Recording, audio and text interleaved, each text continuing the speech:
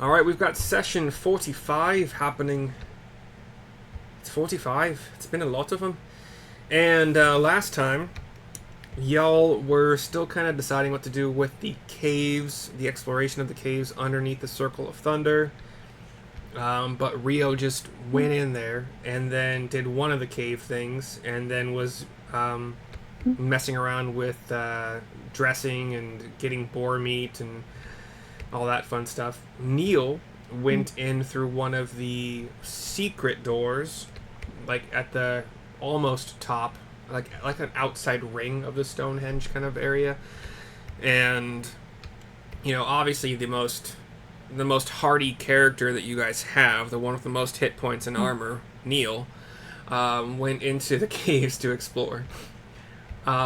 But did a good job. Nothing was really in there. There was a deer freed by Rio in the first cave, and then Neil did some... Why do I have Falcon's Lodge on here? That's not right. Oh yeah, you guys... Yeah, okay. Oh yeah, so Neil freed a couple boars, or at least he unlashed the doors, and then is assuming that they will leave on their own accord when they get hungry or something. You guys got back to Falcon's Lodge a little bit after Loon. You had lunch. You went to camp. You went to the Centaur camp, which is still in the same spot as last time. I think. I don't think I had them move yet. I think I rolled for it. You left Bugdob and the kitties and Fluffy, and then you took 2 horses in the morning, staying overnight with the Centaurs, and then made it to Neverwinter. Sold all of the collected weapons from the defeated foes.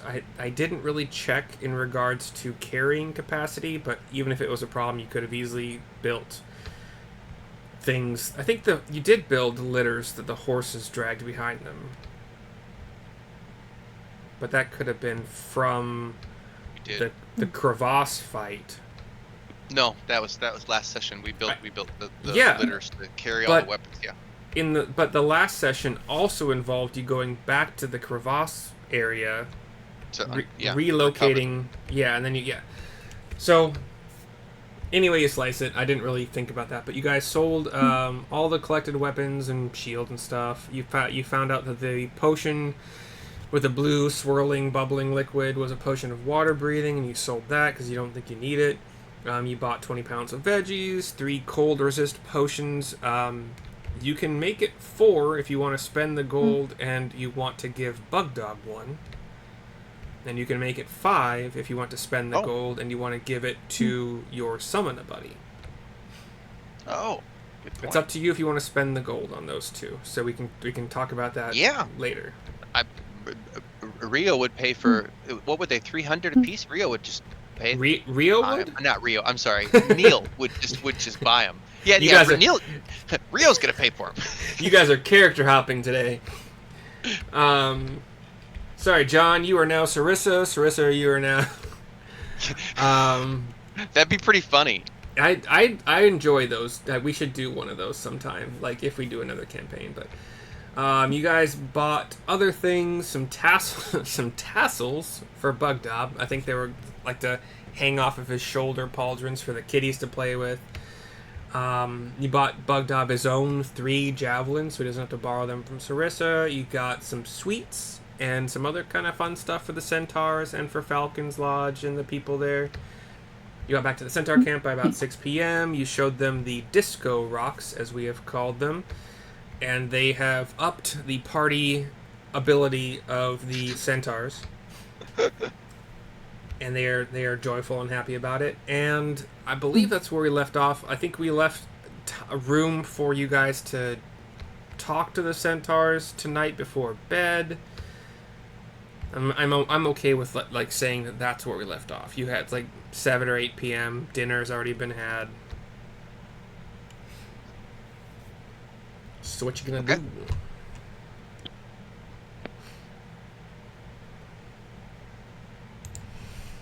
Does anybody want to have any discussions with Centaurs before we just call it a night? Nothing I can think of. Yeah. Okay. And you guys all have your level 7 stuff handled? What? Yeah, dude. I said it very clearly last session. You guys were level 7. We is level 7. I Yeah. is 2 levels of rogue on top of 5 levels of ranger. All right. Wow, I don't remember that. Hey, I'm the one who's supposed to be senile here. Right. So while you're doing that and figuring out what your level 7 spell is going to be and all that fun jazz, and It'll take me out. I got it. It's not a problem. yeah. So I guess long rest. I don't think anybody needed one for any stat purposes or spell. Well, were there spells cast yesterday? Maybe. I don't know. So long rest is had. It's now morning. Okay.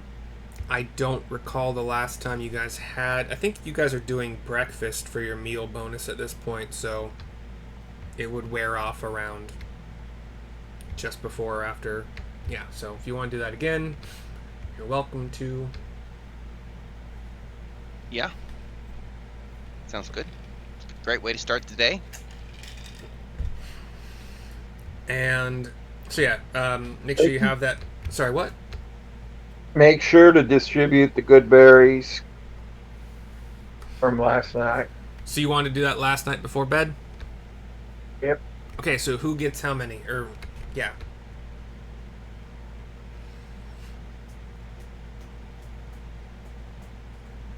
So, who do we have around the campfire right now?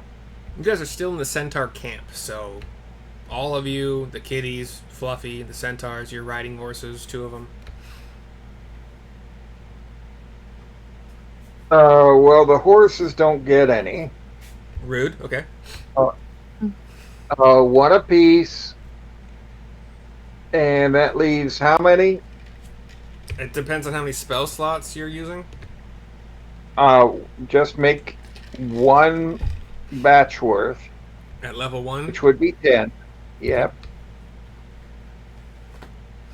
So that's, if it's 1 for each of the 3 of you and 1 for Bugdob, that leaves you 6. Okay, so 2 apiece. Okay. And spare to Sarissa and Neil. Copy. Thank you. So that happened last night, so you do recover that spell slot. Try to, I mean, in case things happen overnight to the point where, you know, you get attacked and you lose your chance to long rest, like, try to get that stuff handled before the long rest happens, but I don't think I've ever attacked you guys during the night, so it is what it is. Cool. So morning, you've had breakfast. You guys still have the good berries until the end of this night, or like right before you go to bed, basically. What you doing this AM? I don't know. We need a plan. Making breakfast. Breakfast is good. You guys have your +1 bonus to wherever you want to put it. All right. Excellent breakfast, Neil. Or Rio. You don't want Neil. Right? Hey, this grass looks good.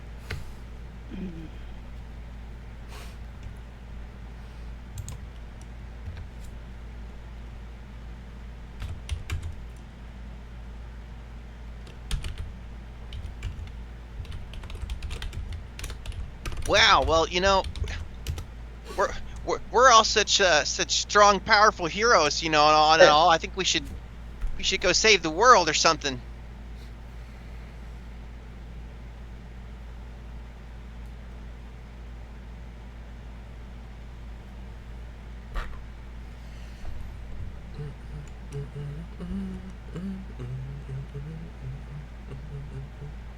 Okay.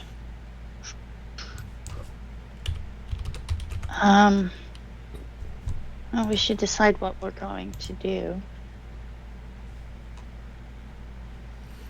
I'm a better healer now. Ooh. I'm not sure what I am yet.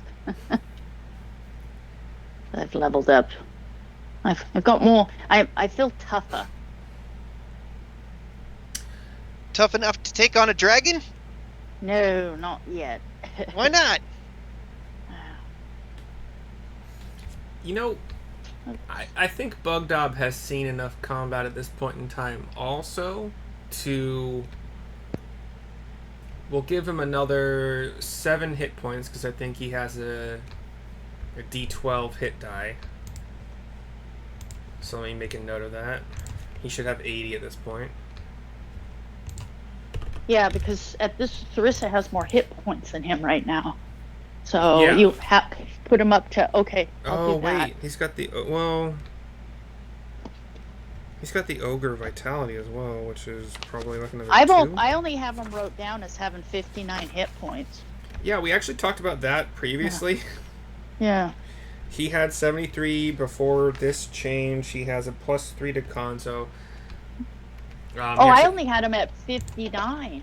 Wait, let me write this down. He gets 10 every level. Okay, so Bugdob... Oh, wait, no, sorry, no, they're 7d10, so that he gets 9 every level. So he's at Okay, 82. so... Okay, 82. Okay, well, I've been playing him at only 59, so that's Yeah. good to know. We talked about that a few sessions I ago. forget. It's Okay, so he's got 82 hit points, and then where's his 2 hit? He's Um, our Bugdob. battering ram. on top of that, Yeah. if you want to take the time, like, I don't think you guys are going to get into much actual combat trouble this session. You might, but I don't think you would. If you want to be researching between now and next week, what feat or you could probably go with something from like the fighter class, like you could go like a what are they called? Combat proficiency or whatever. Like Rio, you have those. What's your archery thing called? It's a I can't remember what they're called. But you get like +2 to your hit for ranged attacks, and that's the same thing that a fighter would get. But like I'm thinking Bugdob could get like great weapon that feat. It's called Great Weapon Mastery. Yeah. I could see that. Or toughness, I think, is another feat. Or if you kind of look through those lists and find something that you think suits Bugdob, Okay. I'm happy. What was to... the name of that first one you said? Great Weapon Mastery, I believe, is called.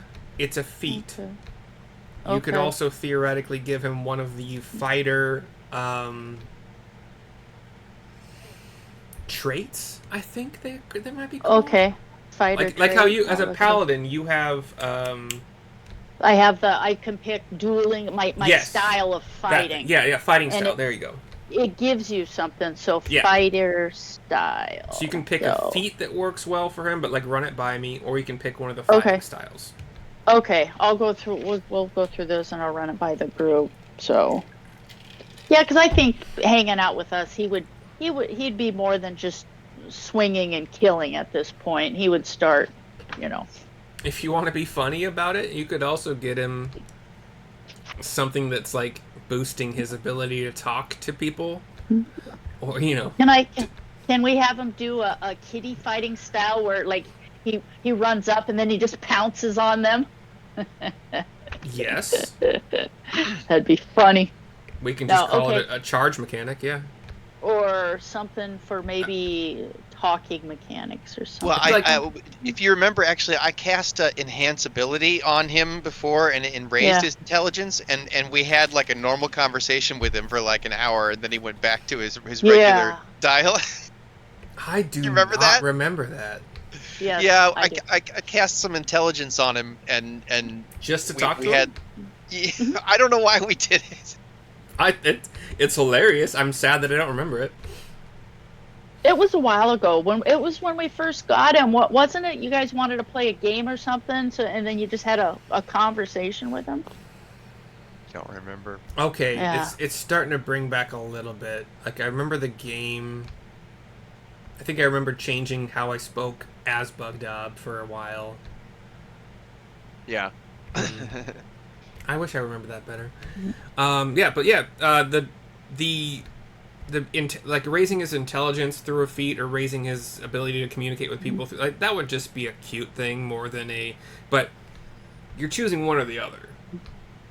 So either he's getting more ferocious in battle or roleplay wise, because he is conversing with people and centaurs and socializing. You could just I don't know what feat you mean, but I don't know. Like I think there's like a charismatic feat or things that raise a +1 or +2 intelligence, charisma, whatever. But anyway, that was just a cutesy idea. I would actually probably maybe allow it alongside the fighting bonus. So yeah, if you come up with ideas that we'll talk about it. But yeah, it's morning. You guys are deciding what to do.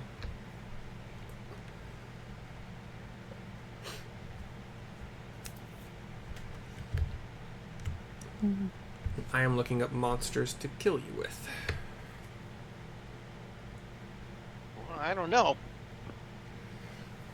The only thing that we have to do is take on that dragon and then harvest its scales and its horns and claws and teeth and stuff, and then haul all that back to the dwarves in Neverwinter, and then from there we could probably get a job in Neverwinter and go on to just maybe, I don't know, maybe we could become famous in Neverwinter.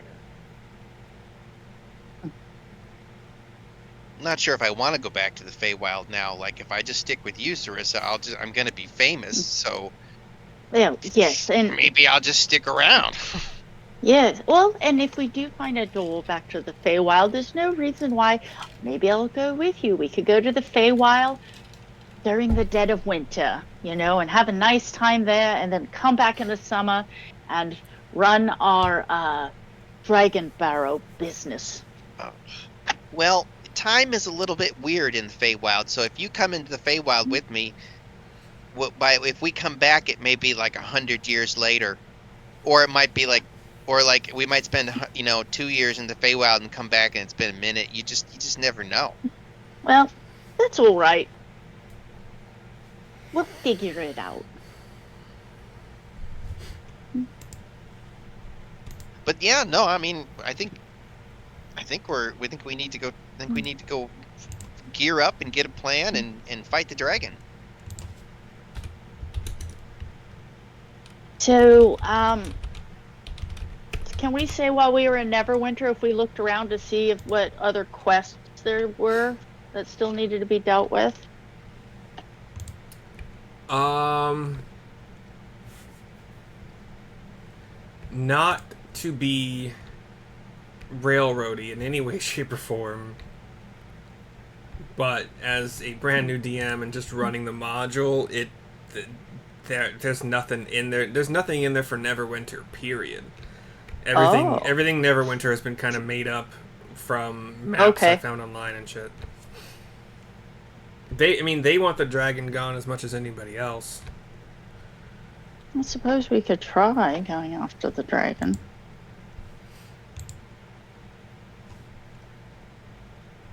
It's your destiny, Sarissa. Kill this dragon with that dragon sword of yours, and then I'm gonna write the song about it, and I'm gonna be famous for writing the song.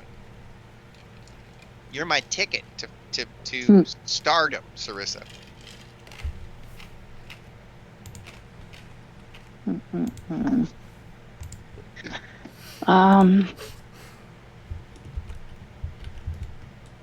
So it's up to the group what we do today.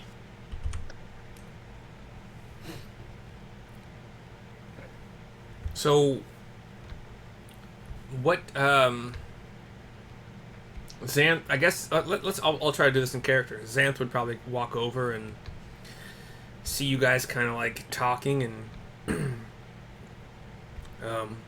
what are you guys' plans for today? If I'm not mistaken, you've spoken a little bit about eventually defeating the dragon that plagues this land. What do you know of this dragon and where it makes its its roost, so to speak. Well, it lives in a cave made of ice, and it's over like in the mountains south of Phandalin. Let's see. And when I was in this weird burnt out like temple, I like got teleported there and saw it with my own eyes, and then got teleported back. It was crazy. I was really scary. That is quite an experience. Our records is a weird word. These scouts that we have roaming the forest, occasionally venturing into the hills, they say that the dragon actually seems to fly back to the east and a little bit like east northeast from Phandalin. Oh, okay. That's good to know. Yes. Yeah, I mean, we either have to track it down in its lair or fight it out in the open on the field. So, maybe we could get the townspeople together and set a trap or bait, use them as bait maybe out in the field, and then like we'll hide and then we'll take the dragon on after dragon kills all the people. I mean, I'm not sure. Never mind. He was staring at you for most of that, like eyes getting narrower. Oh, was this a joke? I just, yeah, that was a joke. No.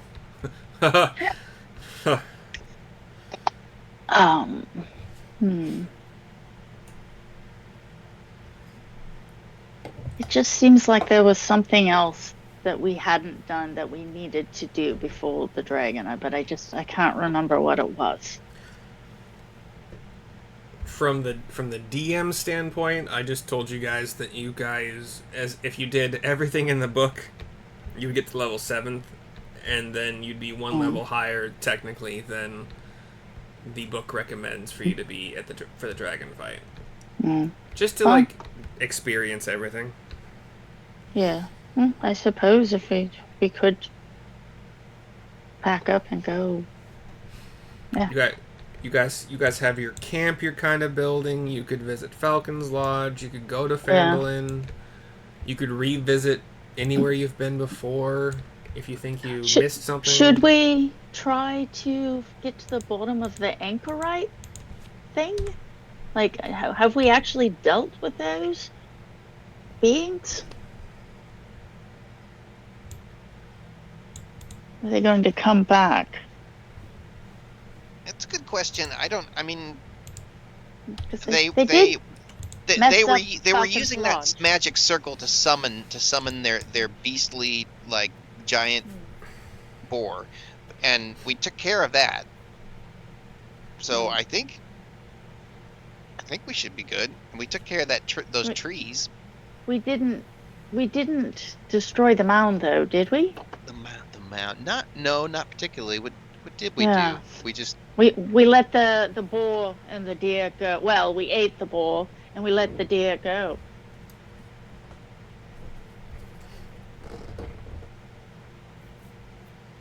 But we left the summoning circle unmolested. So did we kill all the anchorites or can they come back? I don't know. That's a good question. That's a good question. You would, I mean, from the anchorites are basically just spellcasting orcs. I mean, you probably don't know one way or another, but you would probably suspect that given their rarity, they require training from maybe another anchorite, or maybe they're just born with the innate ability to spellcast. But you don't get a sense that they reincarnate, like they're reborn from their remains after a certain number of days. Like you wouldn't have seen any kind of regeneration or.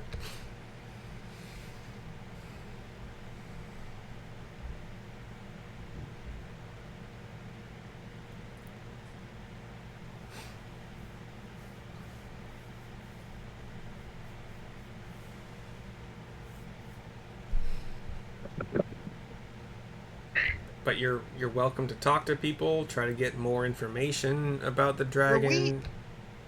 were we offered any reward for dealing with the dragon from anyone in Phandalin? I Like, did Harbin Wester like not really ask us to do that for him, or were we just?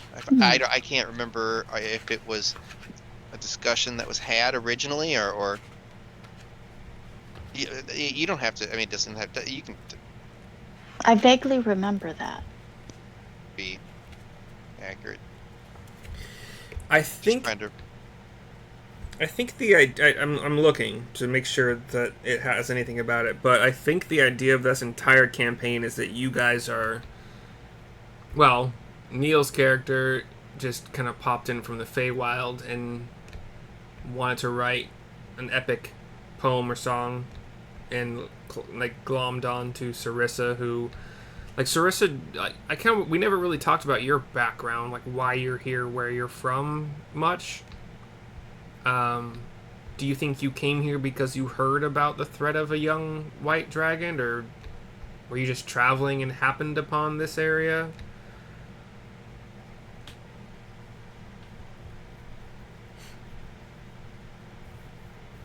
And I guess kind of same question for Rio, like, why are you here?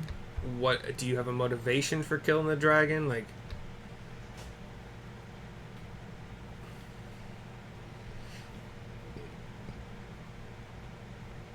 In general, as a ranger, I tend to respect apex predators like dragons. So if I was dragon hunting, it'd be for a reason. yeah, okay. Yeah. And I don't know what that reason would be. This dragon has been killing people.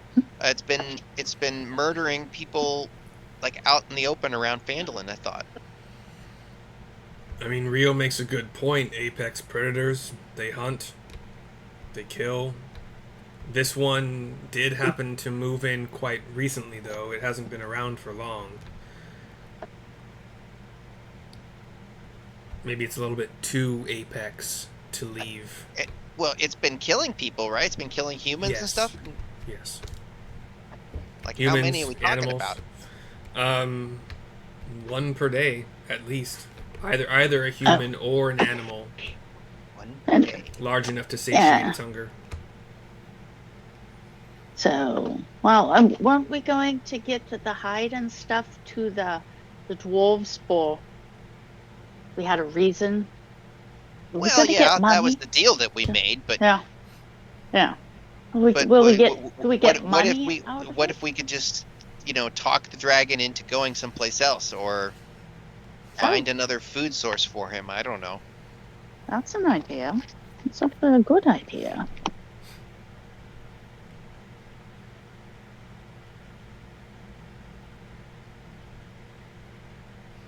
Yeah, as far as I can tell, there was nothing offered to you as far as a reward for killing the dragon. Like the kind of being here at all is just for killing the dragon. Eventually, that's the whole point of the campaign. Yeah, it's Sarissa's destiny, and I'm gonna write a song about it. So this is our ticket.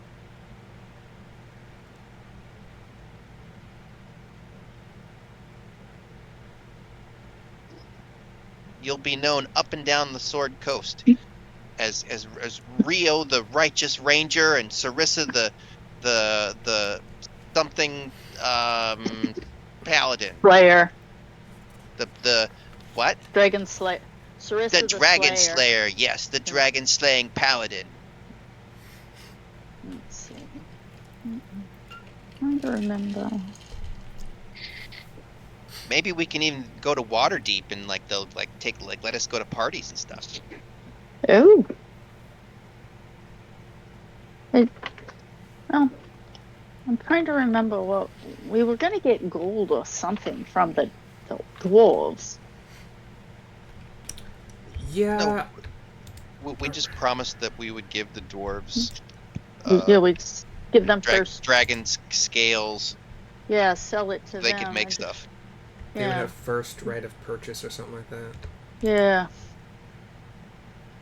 So, Rio, if we do go after the dragon, it would probably set us up for a while where we could finish our homestead.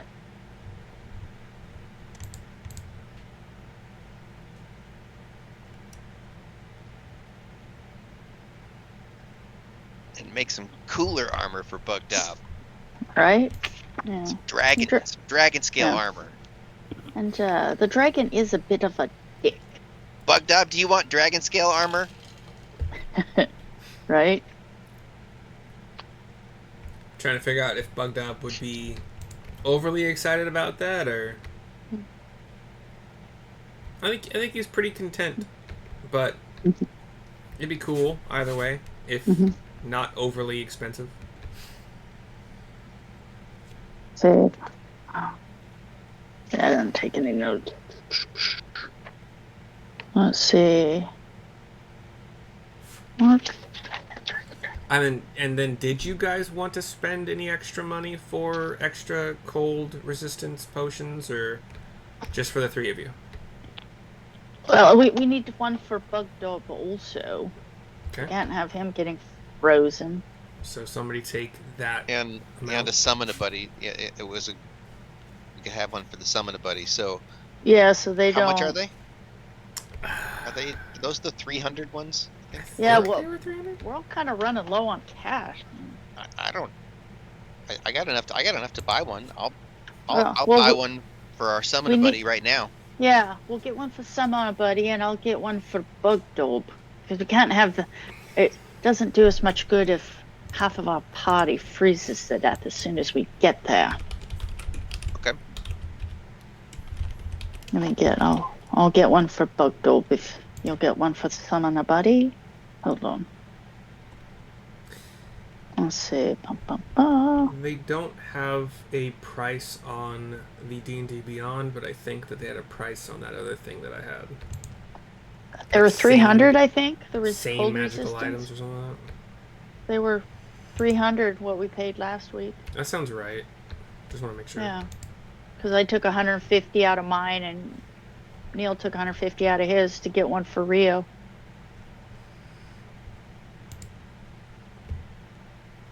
So, potion of cold resistance. I'm going to add another one to make a note. I've got one for Bugdob. Yeah, 300. Okay, there we go.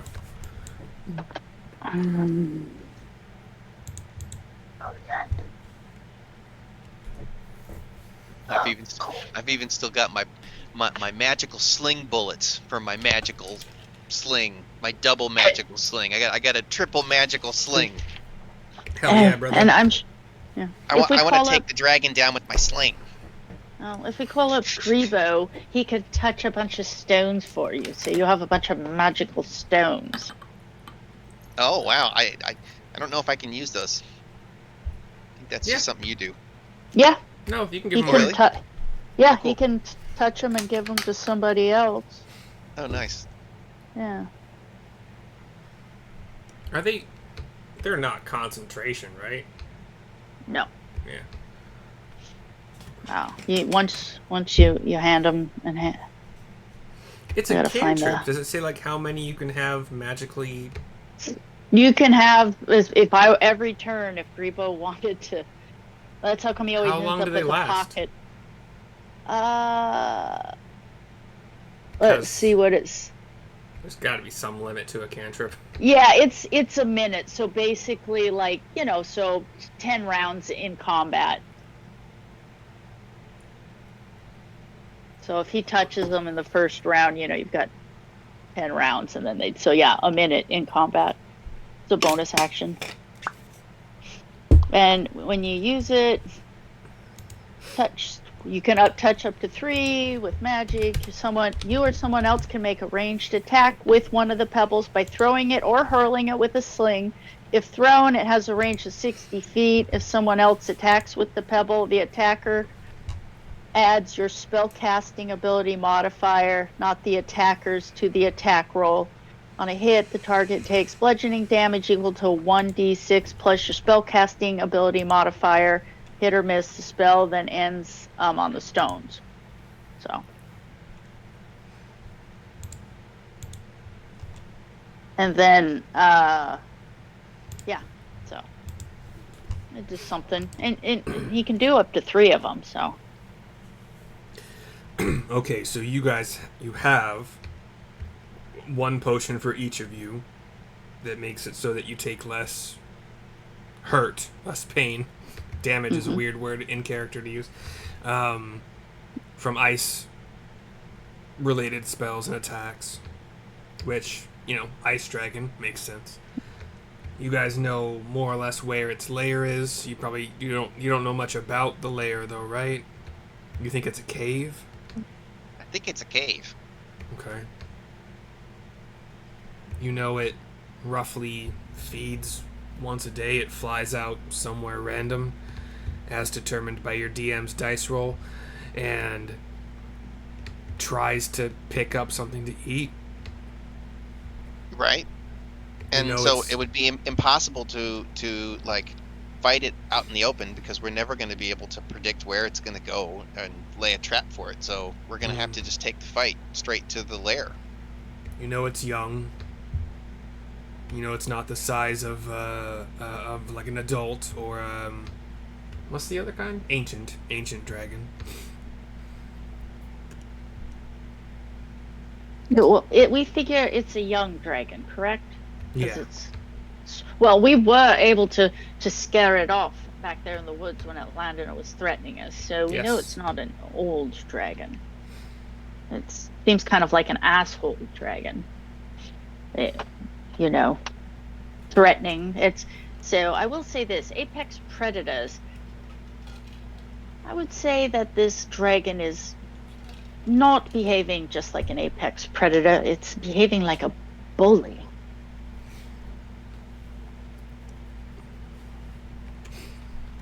Or it's going after an easy meal, and when you said you fought it? Yeah, we ran into it. Yeah, it smelled us. When you proved not to be an easy meal, maybe it flew away in search of something else.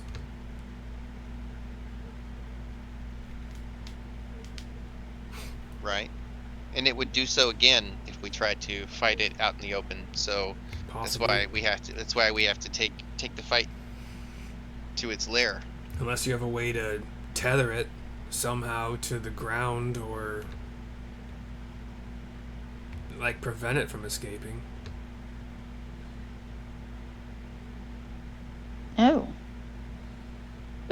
What would be lovely if we could find a door to the Feywild and get it ushered through there.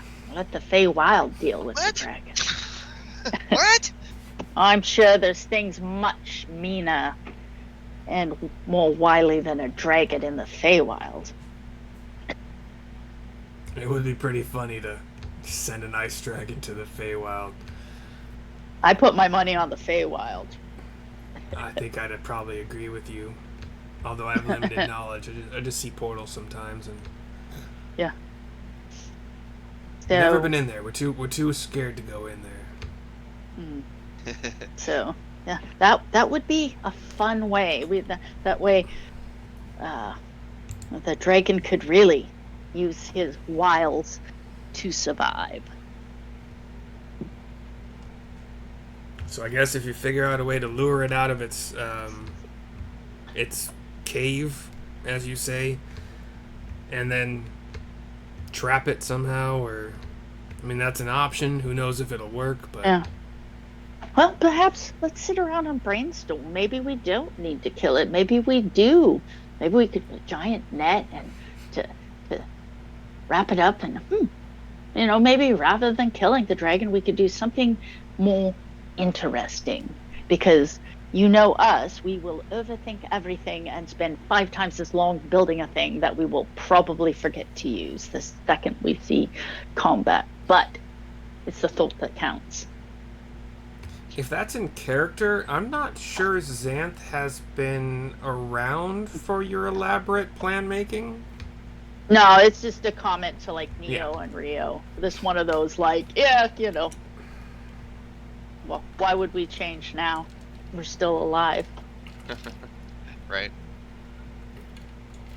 Like, oh, so we dug those pits and caught the bad guys. I wonder if we could excavate a massive pit of some sort. If the dragon landed and it would fall into it, we could throw a net over the top of it. And then if that doesn't work out, then of course we have the fire beads and, then we kill it. But we should find the portal and see if we can't capture the dragon and then throw it into the Feywild. It would be a fun plan to attempt, and if it doesn't work out, then, well, the obvious conclusion would be we have dragon scales to sell to the dwarves. Kind of owe it to them.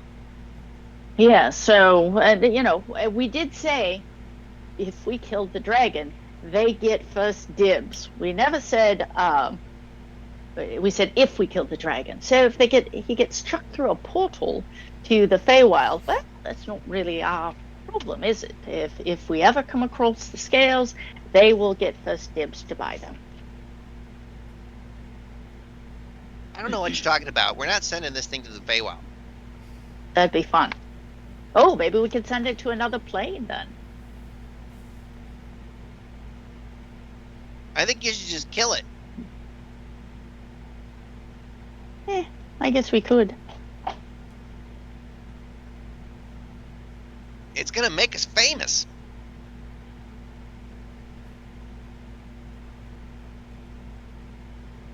Maybe we should bring like some illustrator, artists along with us to like do paintings of the moment at when you kill it. Can you hold that pose? No, just give me another second. Hold on, almost there. The TikToker of Neverwinter. Yeah, it's gonna be a big event. Well, I suppose we could just gear up and go see if we can't find the dragon today. God, could you imagine social influencers if, like, it's already bad enough when they go around, like, bison in the wild and right? The people that get eaten, like, dragged out of their cars with, like, in the big cat enclosures, like... Mm-hmm.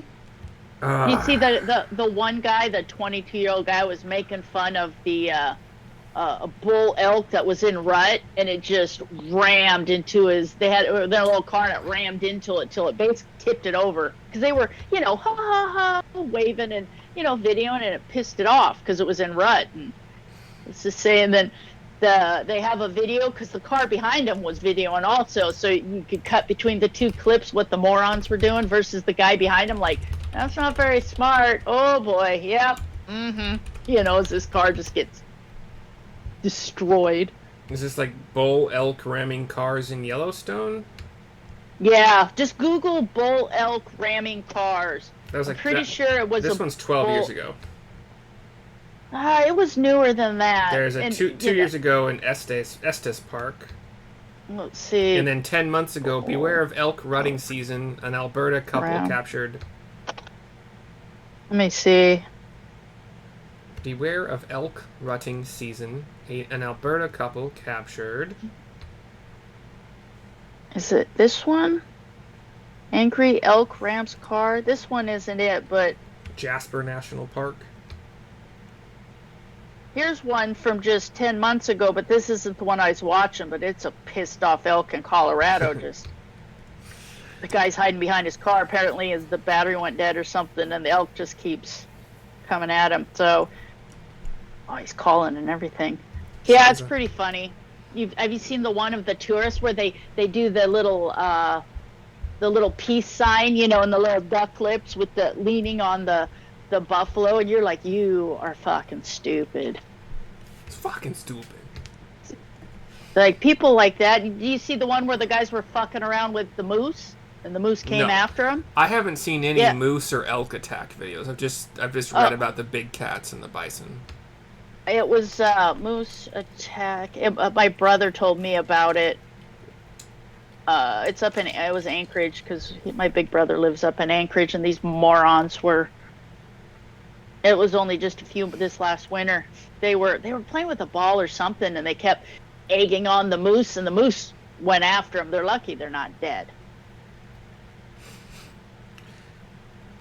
Let's All see. right.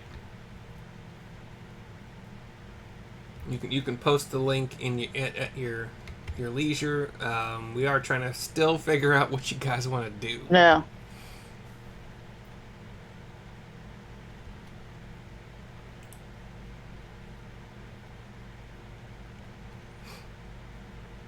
Now I can't find it. It's gonna drive me crazy.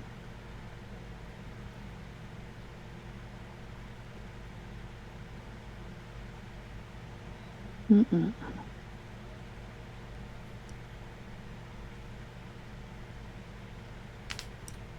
Well,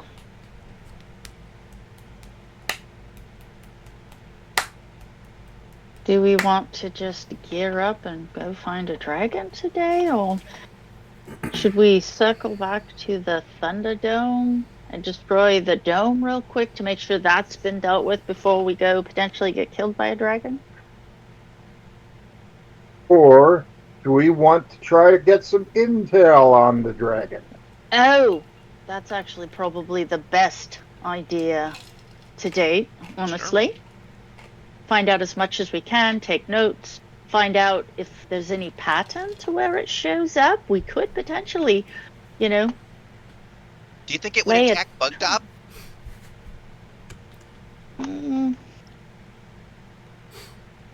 We can lay a trap for it where like we're hiding, and we attack it as soon as it comes.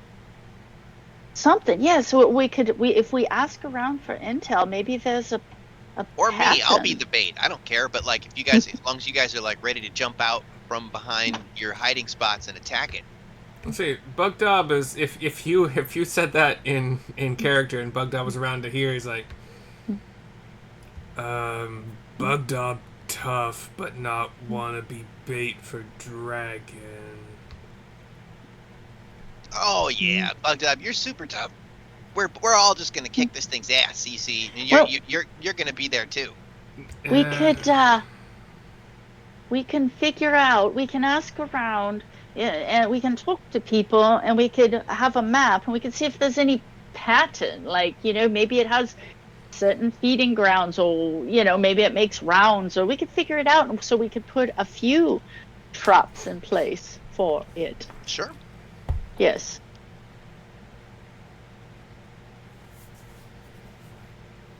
Yeah. Might even be worth our hides to offer a reward for information. Oh, that's a good idea.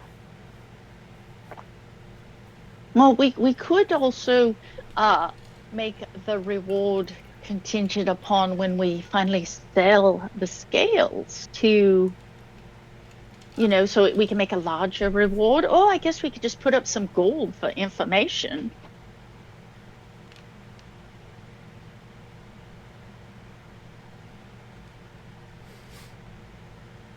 That's a good idea.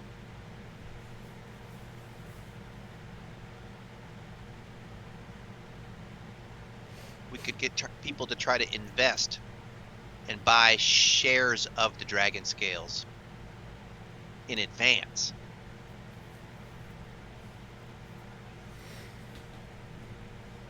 Like purposefully subverting the deal you have with the dwarves? Yeah, well, yeah. Okay.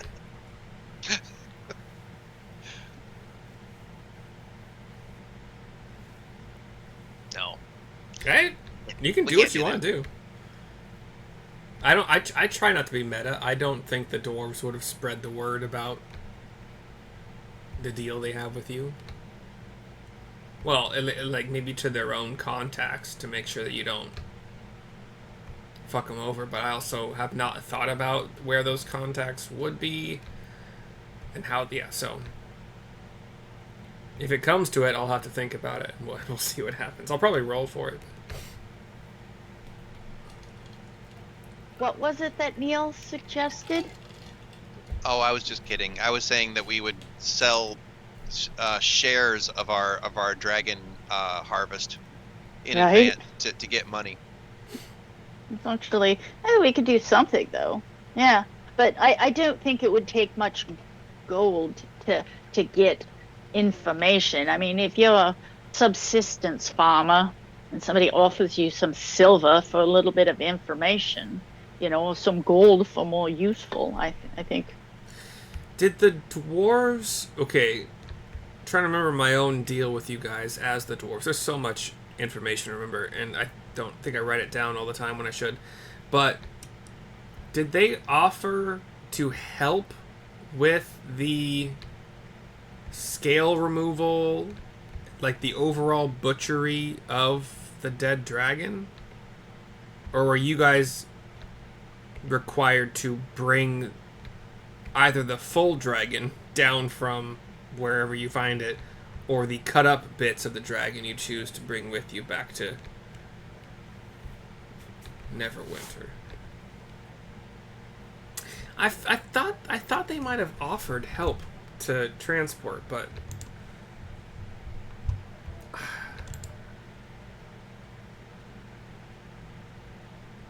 Hold on, I'm muted. No, they most distinctly they were being incredibly unhelpful. okay. So no, Aside we, from we even said giving you we were- Bugdob's armor with the promise. Yeah, no, we were trying to get them to even well, you could come meet us, and they were like, no, you bring it to us, ready to go, or fuck off. They just weren't gonna budge at all. But we did try. So, and that was but whatever we bring to them is, like I said, because they're not going to come to us. They're not going to help with the butchery. So whatever we bring them is what they're going to see and get to pick through, because they're not going to come with us. They're not going to come to us, and they're not going to help.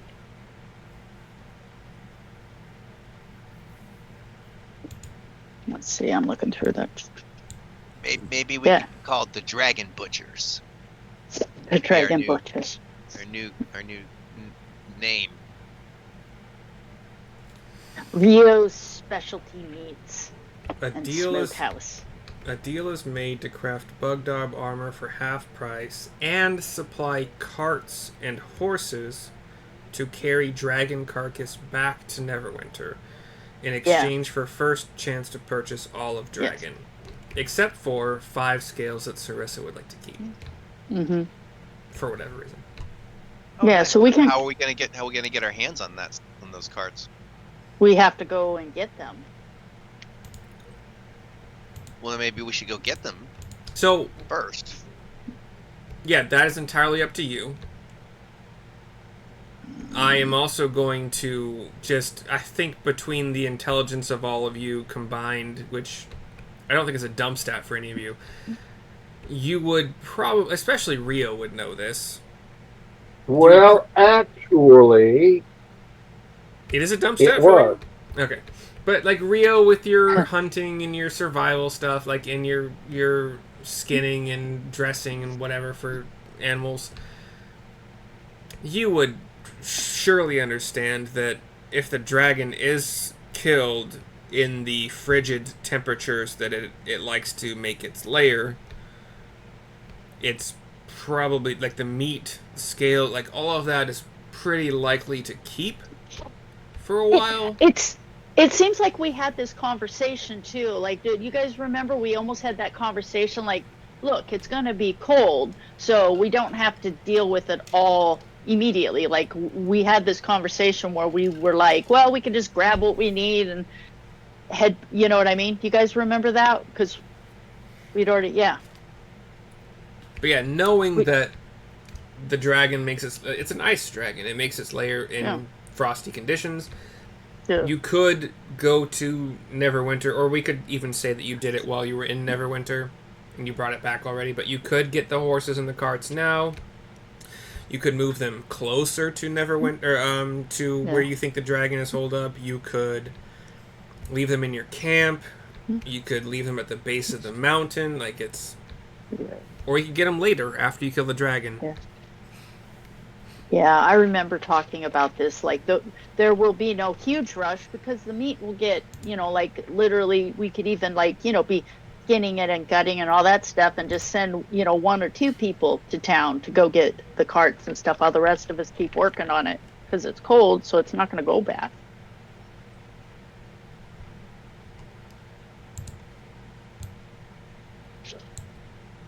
I'm assuming Rio knows how to skin and gut a dragon. I mean, if you can skin and gut a lizard, I'm sure you could skin and gut a dragon. Yes.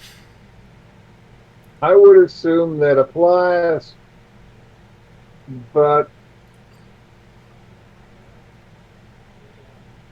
the relevant stat would seem to be survival Ah. Yeah. And or nature. and just a little bit of meta. I mean, no. His experience up to date with skinning, gutting, whatever, sectioning, not going to really apply to dragons all that much. But you guys could have the dwarves help with that. So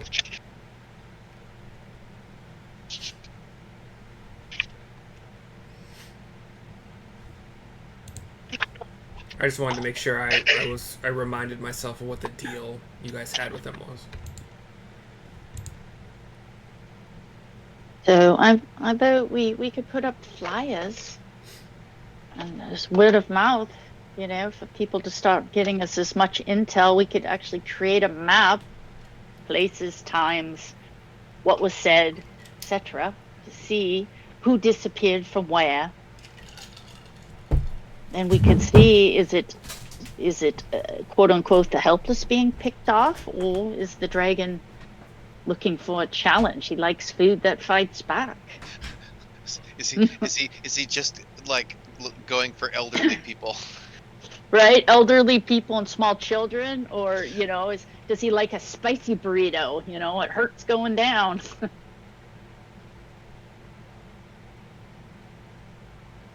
So we should probably make flyers.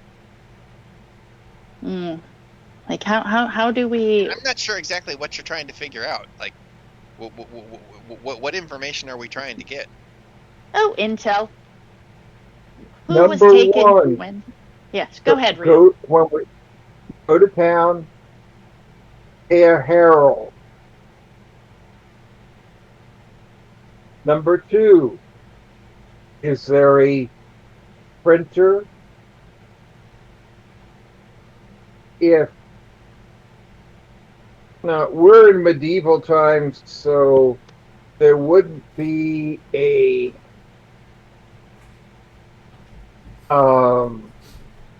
typesetting printer, so we'd be talking about a block printer. Pay someone to carve a poster to be inked onto parchment, or pay a monk to just do it by hand.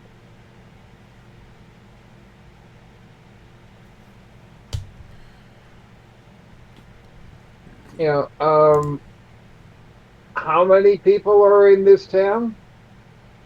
You are currently not in a town. In the closest town? You want Phandalin or Neverwinter? Both. What's the size of each? Phandalin.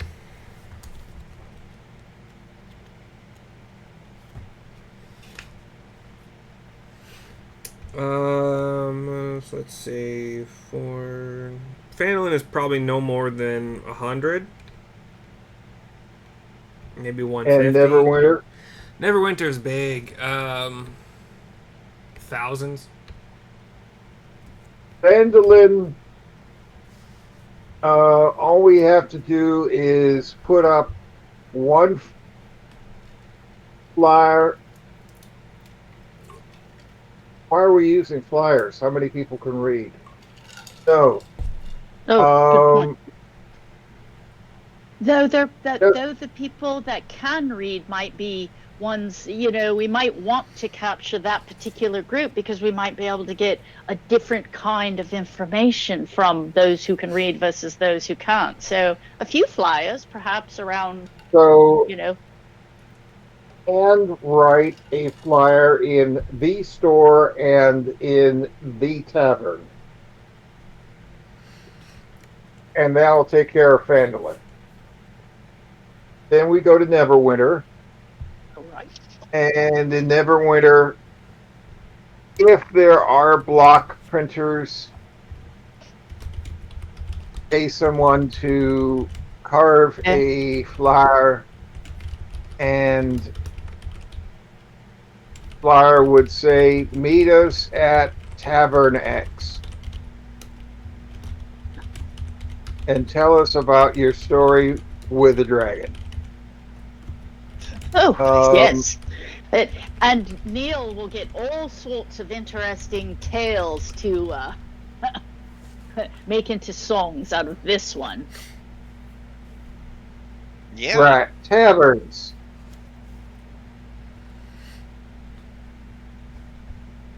Okay.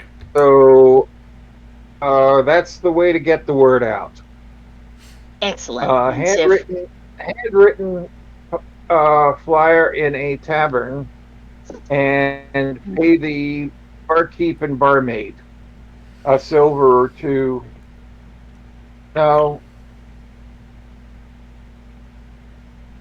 at least 5 silver to spread the word. Okay. Excellent.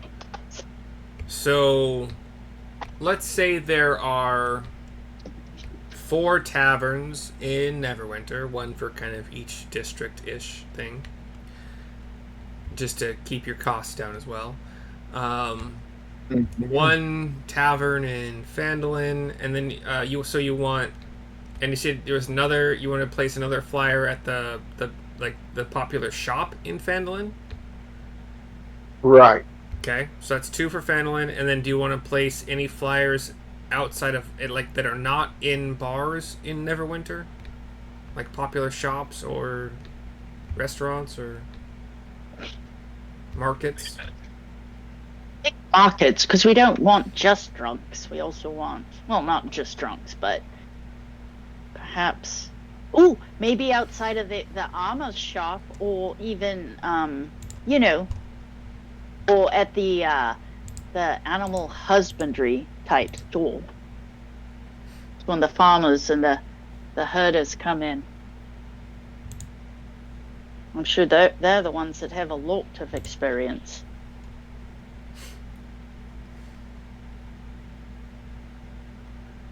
Okay, so let's say there are so Fandolin is just going to be 2 flyers. Then it sounds like maybe if you want to do the market in Fandolin, we'd say 3 flyers.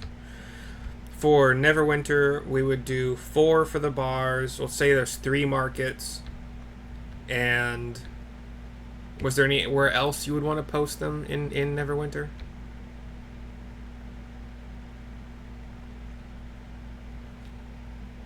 It's up to Rio. We're at 10 flyers right now. Yeah, doing it by hand would be more cost effective than getting a block printer. I'll give you Who 100. accumulates stories? Taverns and monks. Ooh. Sure. Because monks are literacy hubs. So for... Sorry, go ahead. Are there any local bards, perhaps, Rio?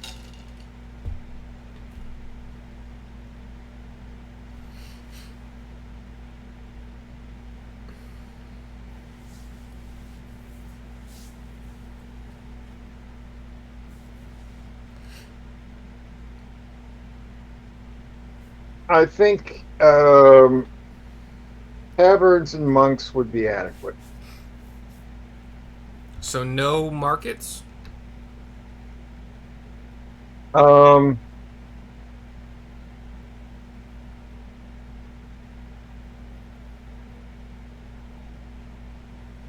Do they have like a Do Saturday the market? markets after the bars and the monks. Okay. So, Neverwinter, we're going to say 4 taverns, 3 monk establishments, monasteries, whatever they're called. You would have 1 for each of. I'm making this all up. It's like 1 for each of the religions in Neverwinter. Maybe there's a dwarven religion, maybe there's an elven religion, maybe there's a human religion, whatever. Doesn't matter. So, and then for you still want to do Phandalin as well, or just Neverwinter? Is it in the same direction as Phandalin? No. As Neverwinter? Do we go through or past Phandalin in order to get to Neverwinter? You guys are currently still in the forest. Like, the map is on the screen on Owlbear. You guys are in the forest, close to the western edge, below the river. And Neverwinter is to your left, to the west, and Phandalin is to the south. And Icespire Peak is down to the southeast down here, where that's where the dragon's supposed to be. That's where everybody believes its lair to be. Yes. So, Neverwinter only, or Phandalin as well?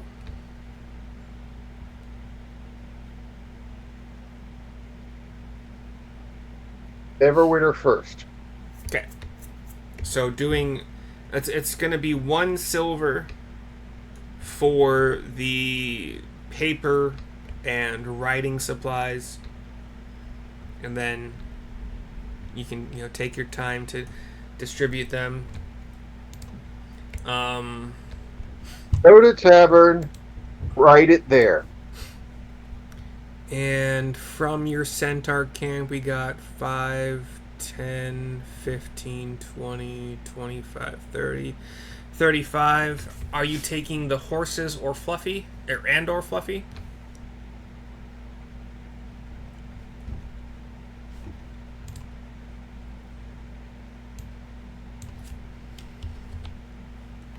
Leave Fluffy with the centaurs.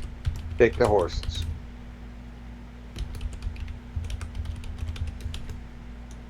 Okay, so let's say you guys have had quite a long conversation to strategize, but we'll say it only took about half an hour in-game time.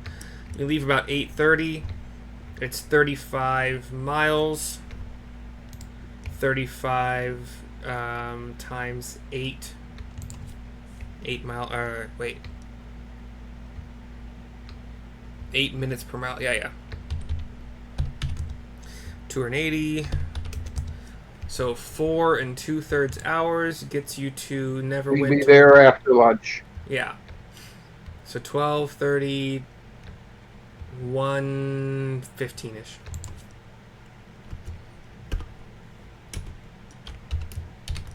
So you get there at 1:15. You probably would either have lunch on the road eating rations, if you're pressed for time. But if not, would you stop for lunch?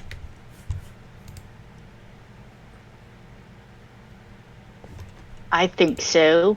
I can't see us going without a meal. I mean, you have rations you can eat on the horse, like beef jerky kind of shit. It's up to you,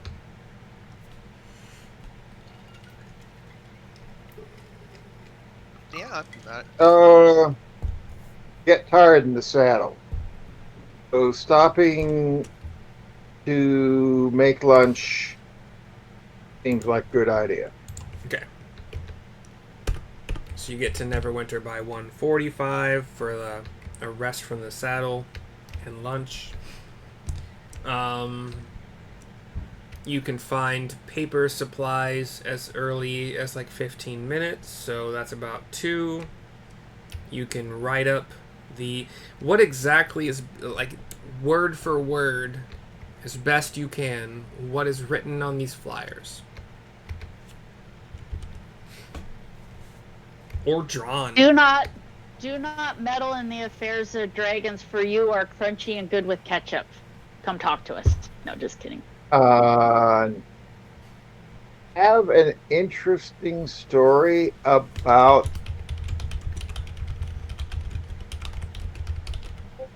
meeting a dragon.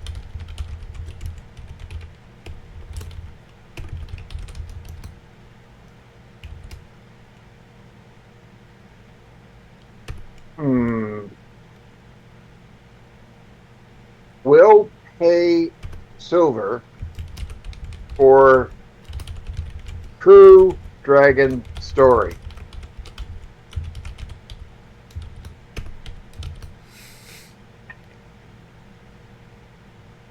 I'm Keep it listening, simple. and I'm stepping away from the keyboard real quick, so I'm listening, John. Will pay silver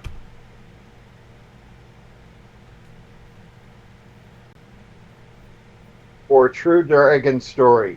Best dragon story gets gold. Awesome.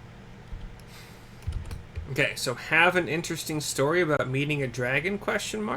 Will pay silver for true dragon story. Period. Best dragon story gets gold. Best true dragon story gets gold. Copy. That first sentence was going to lead to some fictional storytelling, but you added the word true a couple times, so that's... Should we maybe do the caveat that it's about the local white dragon? Good idea. Otherwise, we will have Yes. old codgers coming out of the woodworks to talk about their childhood when the evil ancient green dragon, blah, blah, blah, blah. You know. Right. Good point.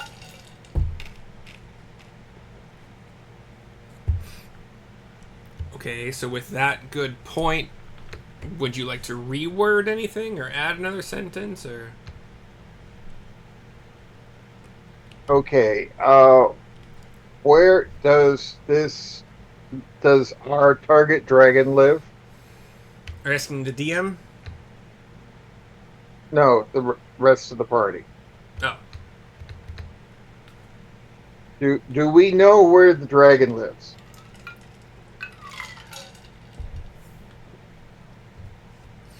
I think We have a we- vicinity. Yeah, we think it lives up in the mountains, in the Sword Mountains, to the it looks like to the northeast of Phandalin. And does that? I don't remember. Does this dragon have a name? It does, but I don't know if you guys have learned it. I don't know if anybody Okay. in civilized society would technically know it.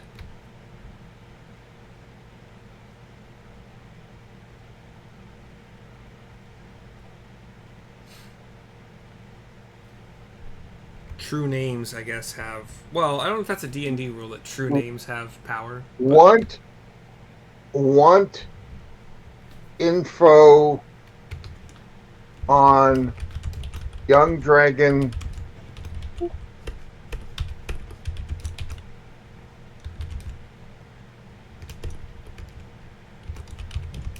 to northeast of here. Period. Silver paid for dragon. True stories about this dragon. Period. Best true story gets gold. Period. Oh, so we're changing... Okay. Okay, so we're kind of wiping out the first three sentences we had, and we're replacing them with want info on young... I'm going to add a word just for the heck of it. Want info on young frost dragon to northeast of Phandalin. Because you're putting these posters in Neverwinter, so it would be very southeast of Neverwinter. And then silver paid for true stories about dragon. This dragon. Yeah. About that dragon. Period. And then what was it about gold? Like is it still the best true Best story? True story about that dragon gets gold.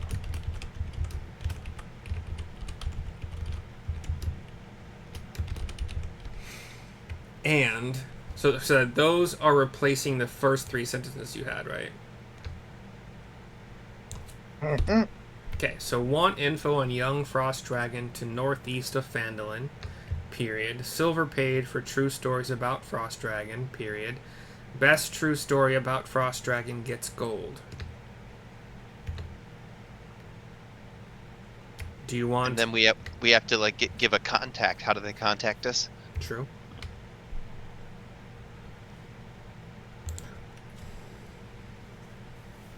You guys gonna set up a meeting night, or like you're gonna be at the same bar every night, or different bars each night, or or Look for the look for the fairy standing next to the tiefling.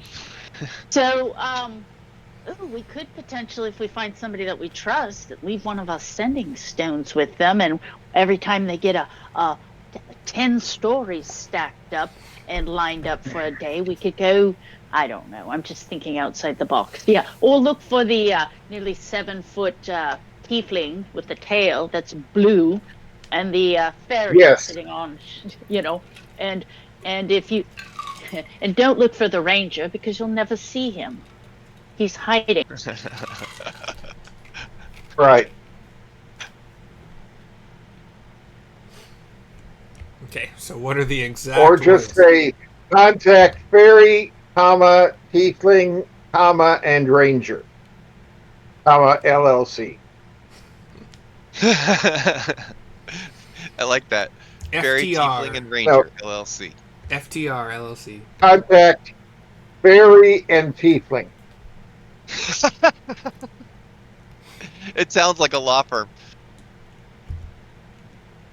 Am Mm-hmm. I seriously writing that down? Contact fairy and tiefling.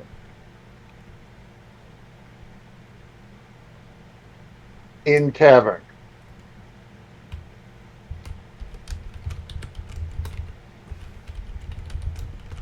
I like the name Ranger, comma, Fairy, comma, and Tiefling, LLC. But I'm going to be out talking to monks. Okay. So, want info on young frost dragon to northeast of Phandalin. Silver paid for true stories about frost dragon. Best true story about frost dragon gets gold, period. Contact fairy and tiefling in tavern, period.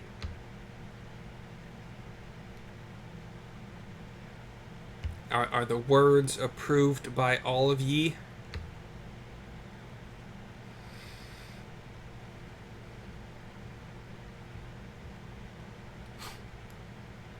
Okay. Now, how could this go bad?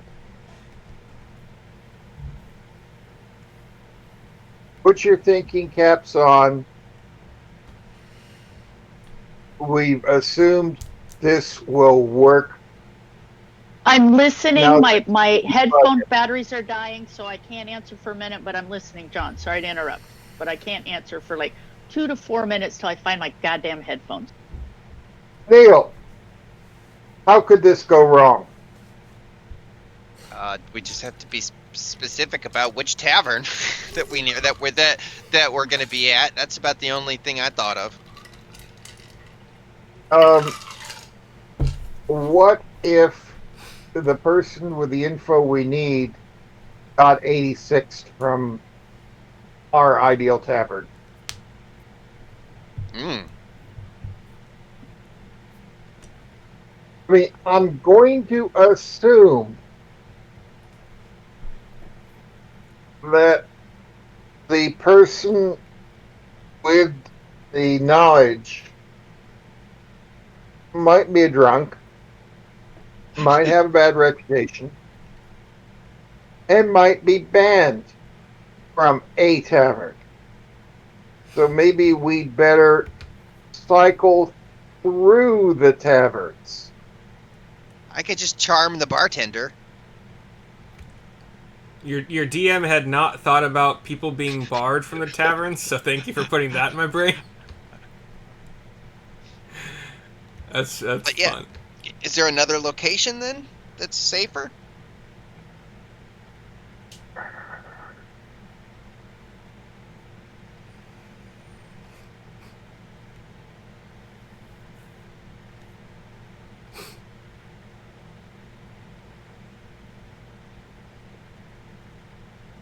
I'm thinking that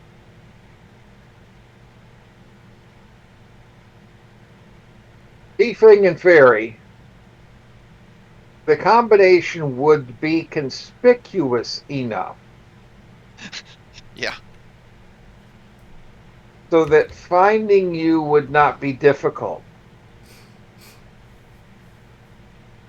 I agree. Okay.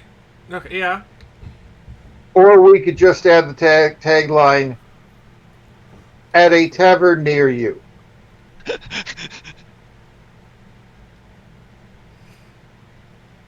Cool, we're gonna do some carousing.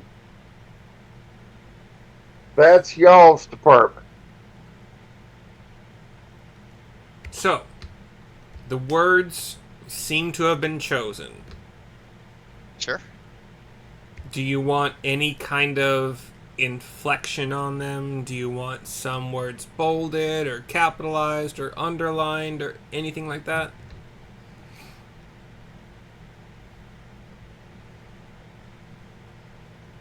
True. Bold the word Underline true. true. In both instances? Yes. Done. Okay. Is that it?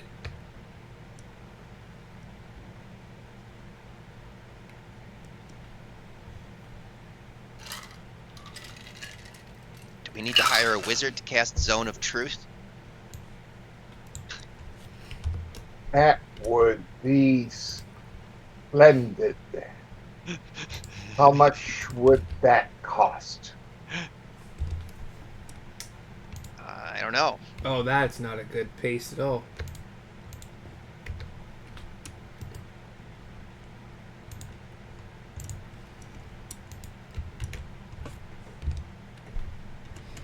Oh, come on.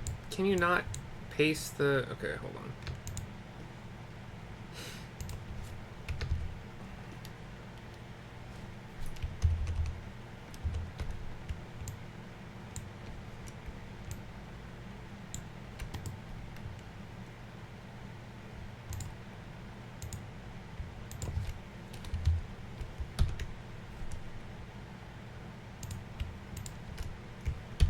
For anyone watching and not knowing what's going on. Well, actually, you can see it because when I pop, yeah. So that's how it looks right now. Sent to our Sunday group chat. If you guys want to modify it posthumously, I mean, that means after something's dead, but you get the use of that term. But Post facto. yes, thank you. You're welcome to, and I'll give you guys some time through the course of the week if you want to. But okay. You post, so you're only doing 4 flyers, right? Because you Rio are going to the monasteries one at a time. So you don't need flyers there.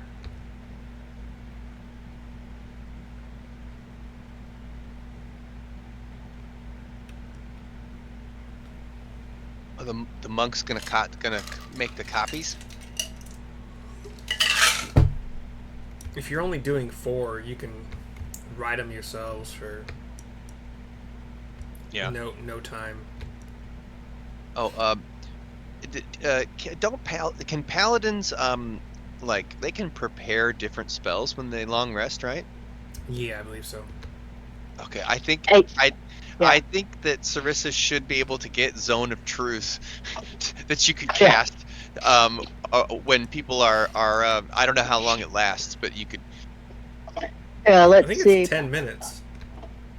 I think. Yeah, which wouldn't be long Yes. enough to interview and- all those different people, but Well, well, let's see. Create a magical zone that guards against deception until the spell ends a creature. You know what we could do? And it's not concentration. We could literally have 5 or 6 people come into the room at a time and say, and tell them, all right, in 1 minute, tell me your story. and get the summary and decide who we're going to keep, and we could just run them through in batches. I can do it 10 minutes at a time and weed out the bullshit. Neverwinter's got talent. Right, basically, we can turn it into that. But have them come in, get a group of them that can write and say, all right, you've got 3 minutes to write down your story, and then and on the other side of the room we can have it, because all right, you have 1 minute to tell me your story, and you can just go down the line and then pick out the truthful ones, and they make it to the next round or something like that. Yes, it'll take some doing, but yeah, we can do that.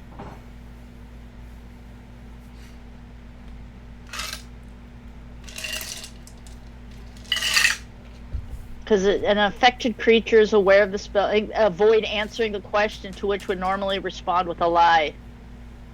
So, yeah. So anybody that's evasive, it's just automatically, you don't get gold. Bye-bye. Bye, Felicia.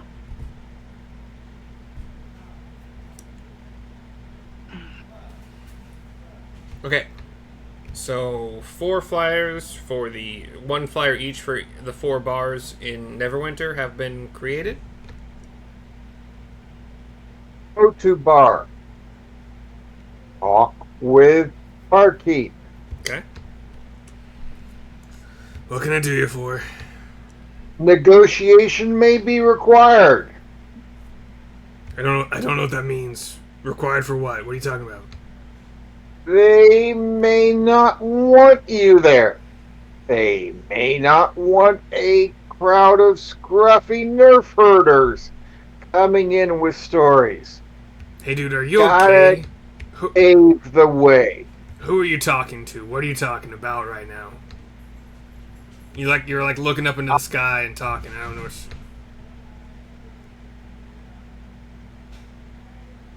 I'm talking to my fellow adventurers. How to work this. Can't just walk in, buy a pint, sit down, and assume they're going to let you put up the poster. They'll take silver, it might take gold. But gotta negotiate that. Gotta get the consent of the barkeep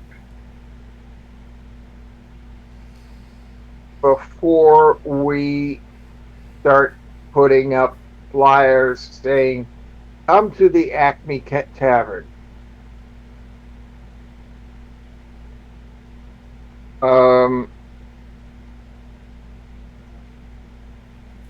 Alternatively, there could be a place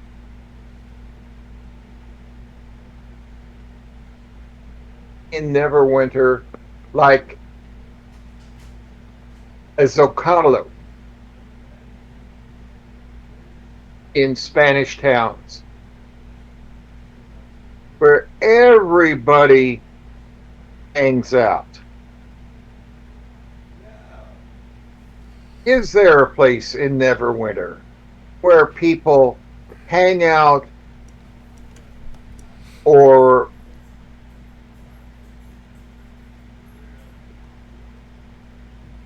see and be seen?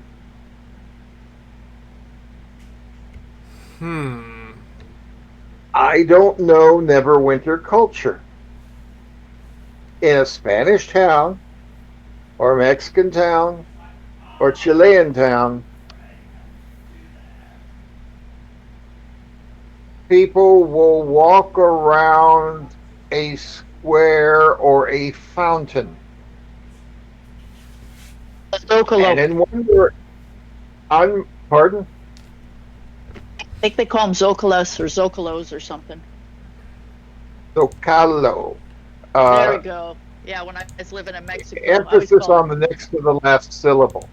Zocalo. Okay, no wonder people always looked at me like... Unmarried men walk in one direction. Unmarried women walk in the other direction, and married people just sit and watch. That's But awesome. that's I have Spanish seen culture. this. I don't know if this is applicable. Is this applicable to Neverwinter? Um, Only our DM knows for sure. Yeah. I've actually witnessed that before in the town I was living in when I was working down in Yucatan Peninsula. you have. I mean, I don't want to make a lore decision like that and be entirely wrong and anger any of our 10 viewers. But sorry, that tickled me. You've got places in Neverwinter where like maybe they would go to the sacred park of Sune in the northeast portion. People who are reverent of the dead might visit the graveyards. You have the taverns, obviously. You have the Blue Lake, which is the only lake that you see on the Neverwinter map, which I have transported us to.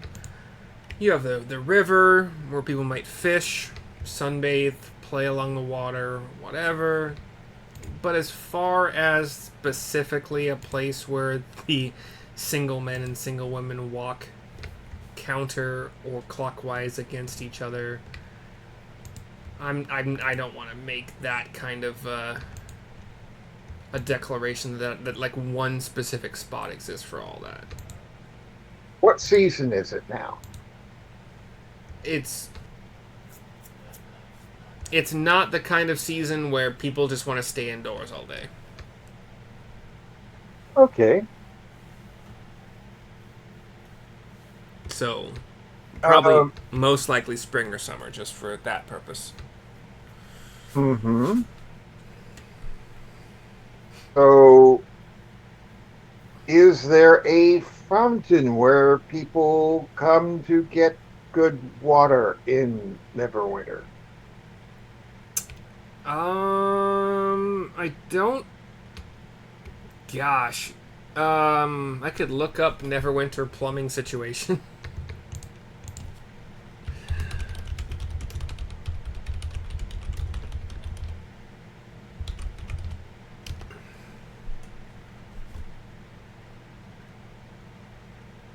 Yeah, I don't.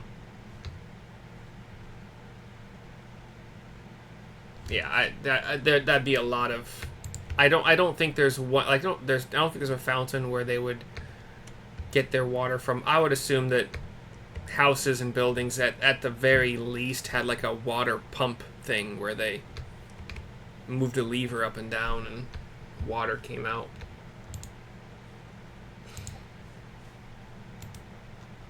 You have the taverns. You have some other meeting places where people frolic and gather and have a good time, but like not one central location. Okay, then I would suggest that we evaluate each tavern for user friendliness. Excellent idea.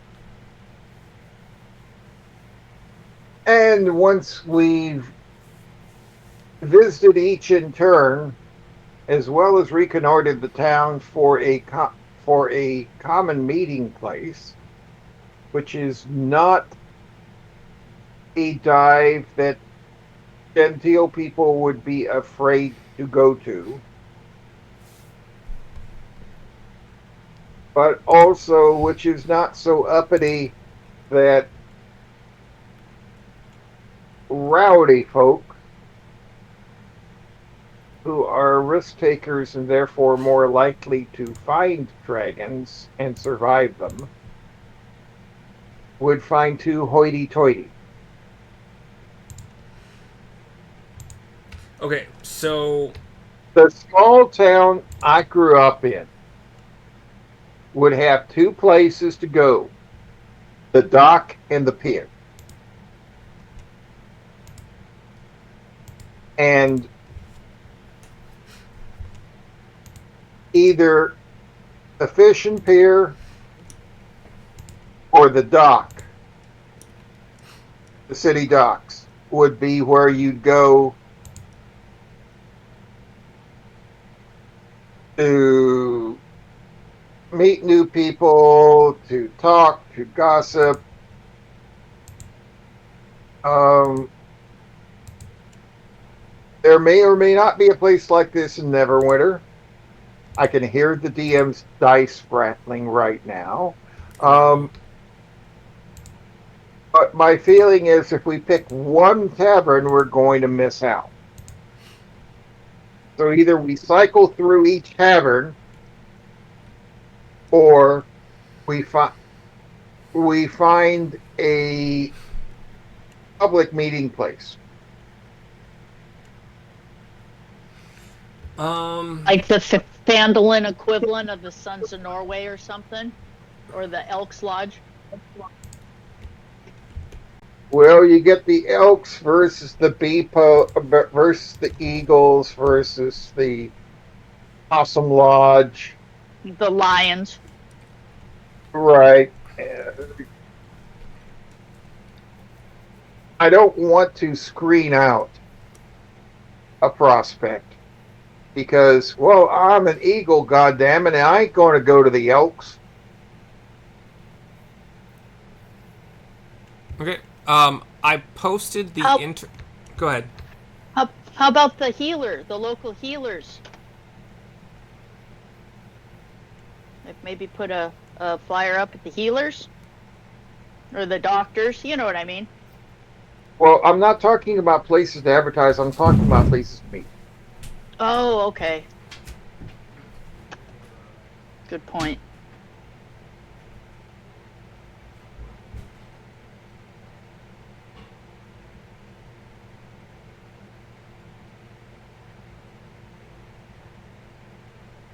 Likewise, a religious institution would screen out people who don't belong to that institution unless there's like a UU church. True. So basically, like in each quadrant, just find like the most public hangout spot or whatever that it's legal to be at. That makes sense.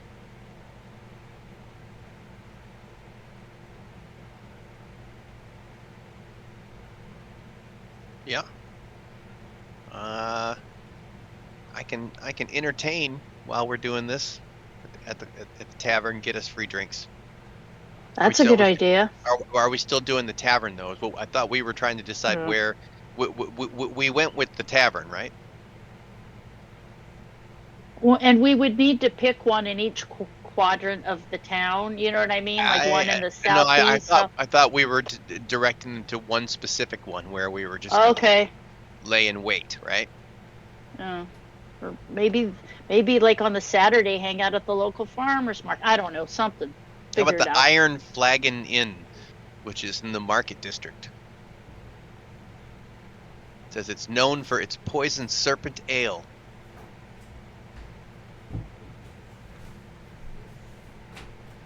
I don't know. Any inn is as good as another, or tavern is as good as another. As long as they can find us.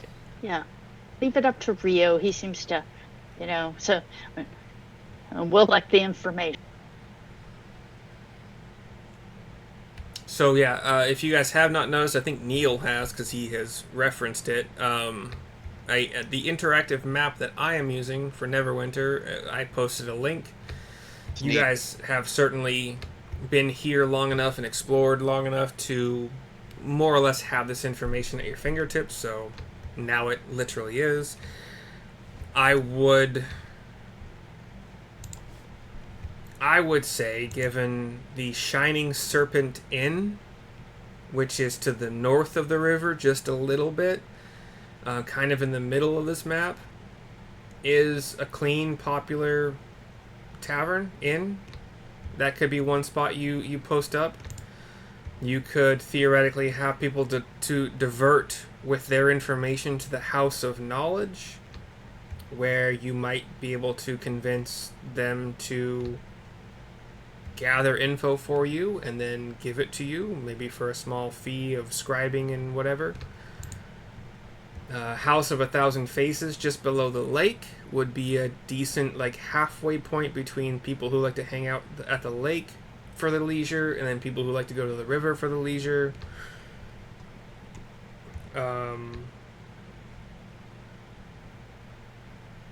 Otherwise, that's about all I got. And like the sacred park of Sune is in the northeast, so you do there as well. But up to you how you want to go about this info gathering and who to trust and all that stuff.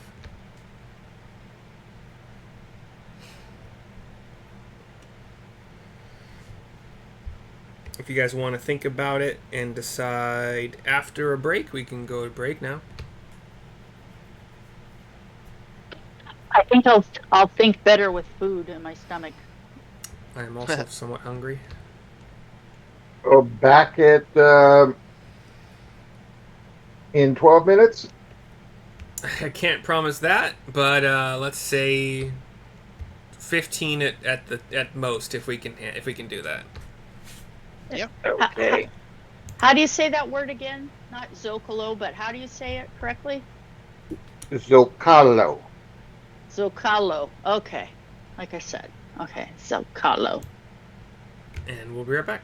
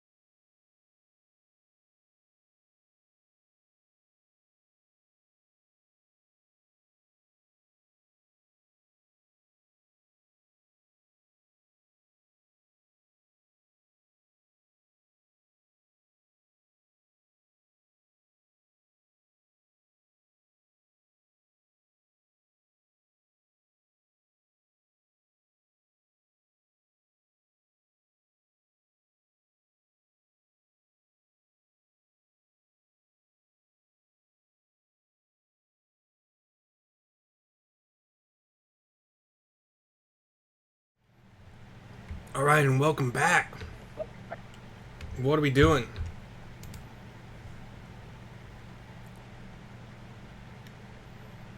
Where are you guys posting up to get the info from people? Or are you talking to people in order to gather information for you, or what's going on? My suggestion was to survey each of the 4 taverns, Sorry. get friendly with the barkeep, maybe slide a little silver his way, maybe even a gold piece. Yeah, definitely a gold piece. And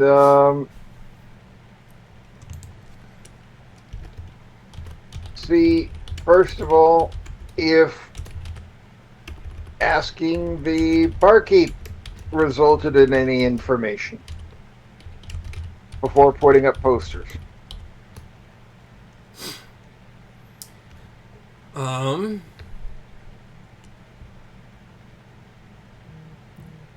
Give me an overall persuasion check for all 4 barkeeps.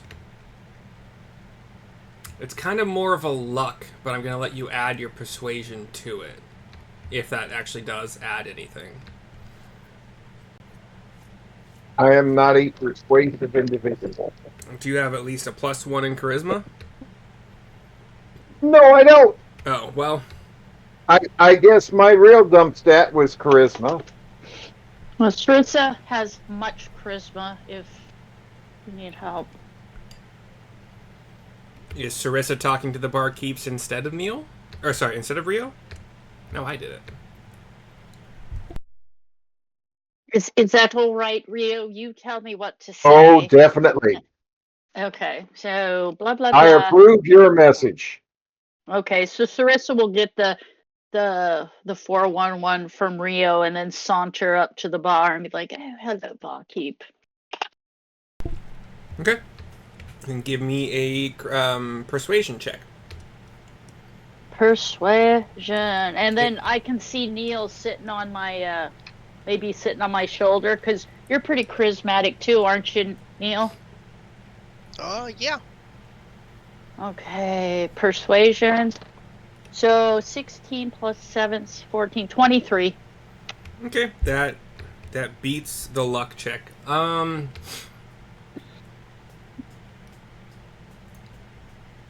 Let's see, what kind of information would barkeeps have? you would get information about the location that most of the tavern goers would think the dragon flies back to after flying out to find something to eat.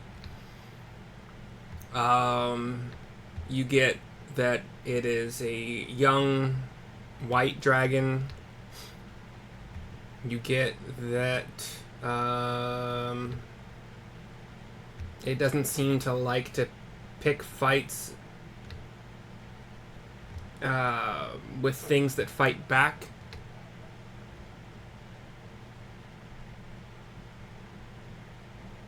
God, what else would you get? I mean,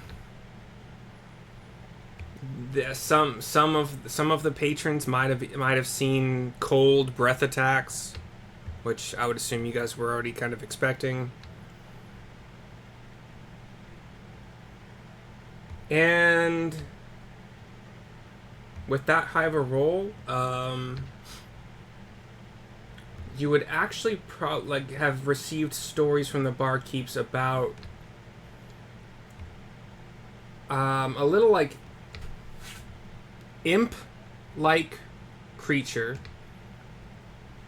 detaching itself from the dragon, like a little flappy wings, roughly probably Neil's size, made seemingly of ice, but like, Ooh.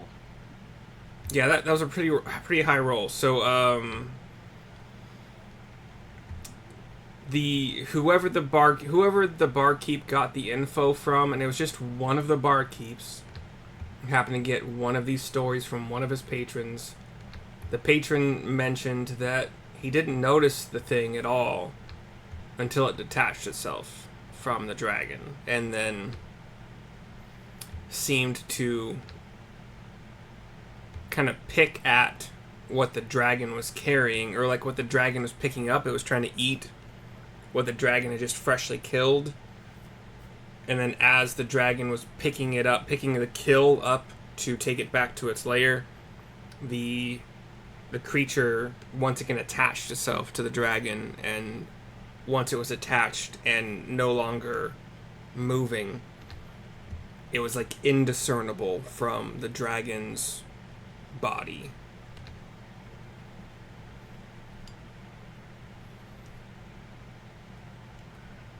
I think it's about what you would get. Even with a roll that high, like, information is still pretty sparse. It hasn't been here long. Like, at the start of this adventure, we could probably say the dragon has been in this area for like a week total, if not less. So you have that week, and then you enter Fanlin on day 1 of your adventure. Although you guys came in later, but it hasn't been here for long.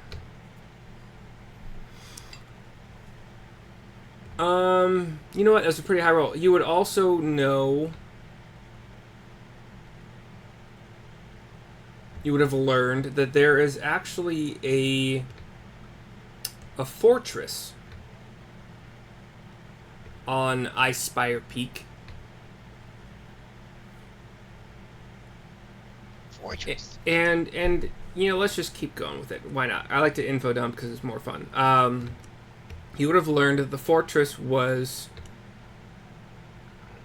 built by a warlord named Delsendra Amzar. And that warlord was there for many years. She and her soldiers kept the orcs at bay, but supply lines were cut off by a very heavy snow and blizzard in one very brutal winter, and she and her people starved to death, at which point orcs took over the fortress. There was an earthquake what was 10 the years name ago. of the fortress? It's Icespire Hold. Okay. Orcs took over. They were there for a while. There was an earthquake 10 years ago. I think I heard that song. That's definitely all you know, or all you learned. Oh, I wonder what that little winged creature is. Huh. From the description, can you describe it again, please? A winged creature that looks like an imp. Seems to be made of, like, the skin was all kind of like cold blue. Roughly Neil's size. When it was not moving, like when it was still attached to the dragon's body, it was indiscernible from a part of the dragon's body. Huh. I wonder if it's something you could dress up as, Neil, to try to. No, I guess not. If it's attached to the dragon, maybe not. But perhaps we could dress you up and you could spy. But I doubt that would work, and you would probably die. So it's probably not worth it.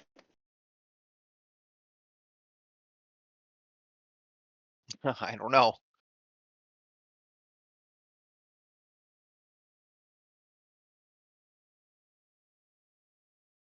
I mean, I think we're gonna have to go to Icespire Hold, and if that's where it's layering up, and we're just gonna need to assault the fortress and take it down.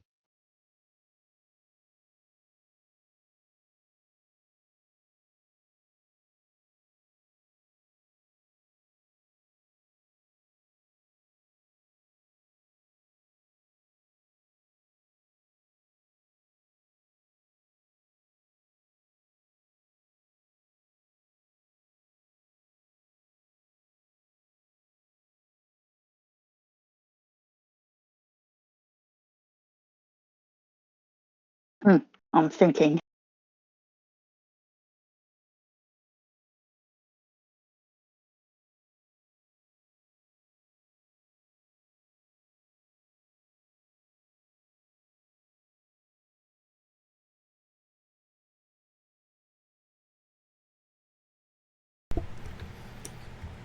And how much did you guys say you were giving to each bartender for the information?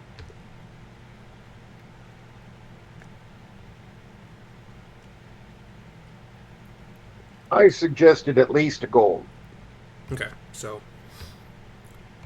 we'll say with a roll that high, 3 gold. You got all the information you really needed. So 3 gold.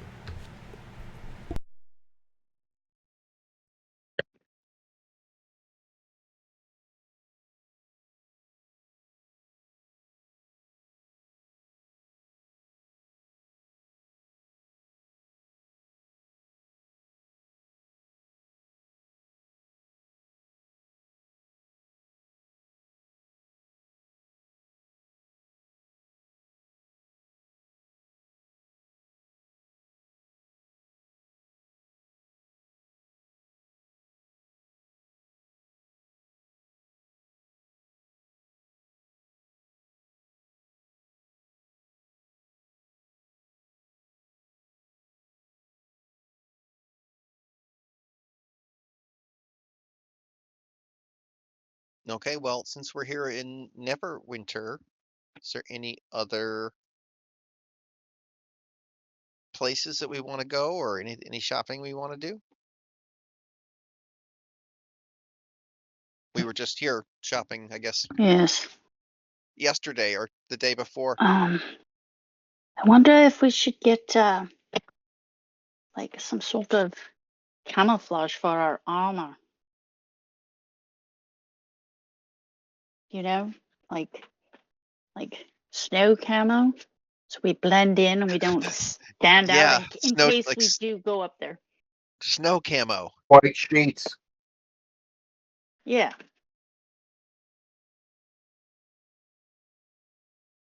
Do whatever we can to protect ourselves against the cold and not to stick out should we have to go all the way up there versus, if we find a pattern, we could potentially just lay in wait. So do we wait to get camo or do we get it now? Oh, sorry. I remember you guys were asking that question earlier. I forgot about it. I was just gonna show you a picture of the table in here. That is just you roll a d20 and that's where the dragon is. So there's no pattern. It's random. Okay. So, well, we could potentially maybe find the places where it hasn't attacked and the likely places and put some nice, fat, juicy sheep out there looking easy to pick off. Yeah, that is a And possibility.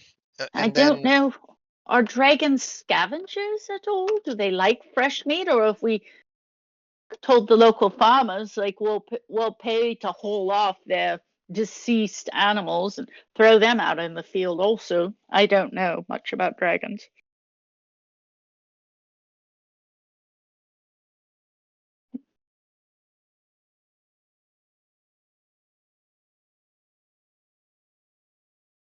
So I guess Bart as the hunter could help us decide, but we could pick a few, depending on the stories we get, a more likely place for it to come snack on things, and we could potentially lie in wait. And then when we do go up to the dragon's lair, we don't have to worry about running into the dragon. And then after the fact, we can see what goodies he's hoarded. I don't know much about ice dragons. Are they hoarders? Are they big on gold and riches? I suppose we should go ask somebody in town.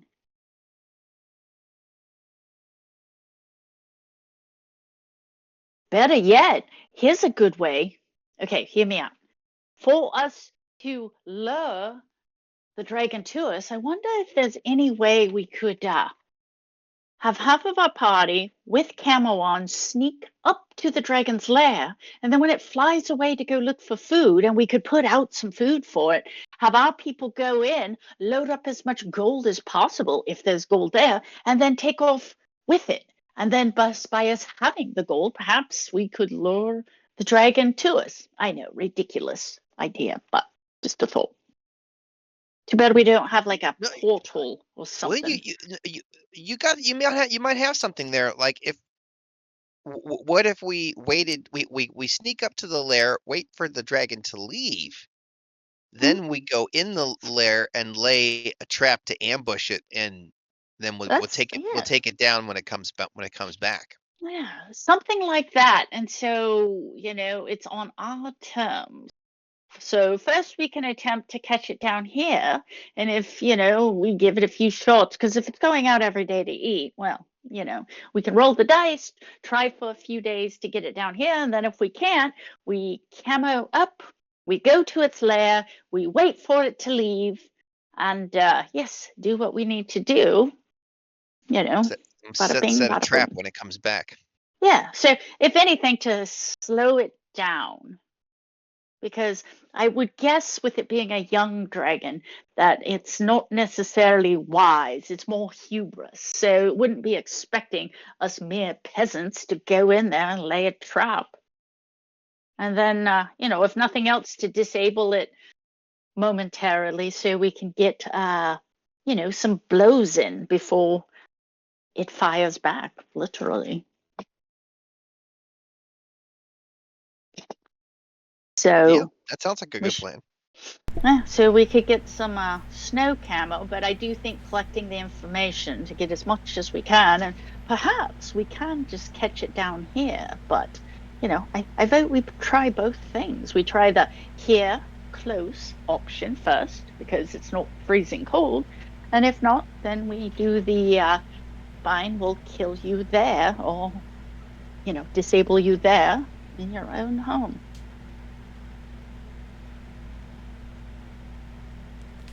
So do we want to have them get, do we have to get the camo customized for us? Like, ghillie suit, you can get them generic or you can have them customized. So do we want customized snow camo? We'll get it for, Well, we have to get some for Bugdob. Yeah, definitely. White sheets. The what? White sheets. Just plain white There's sheets? going to be snow, white sheets make pretty decent camo. Yeah. So is it pure snow up there, or is it the lots of, like, the terrain? Is it just rocky snow and rock?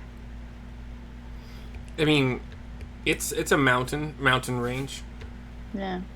Yeah, we could just get plain old white, because how good are snow dragons or white dragons' eyesight? Do they go mostly off of smell, or do they go mostly off of sight? Once again, perhaps we can find these things out by asking people their stories.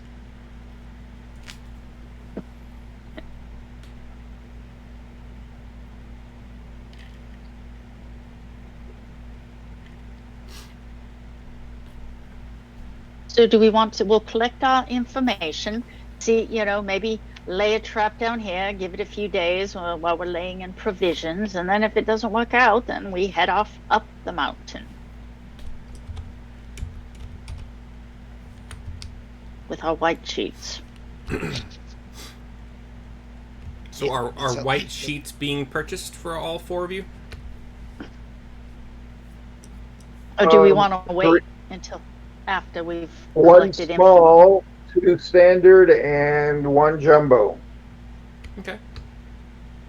Then 2 silver.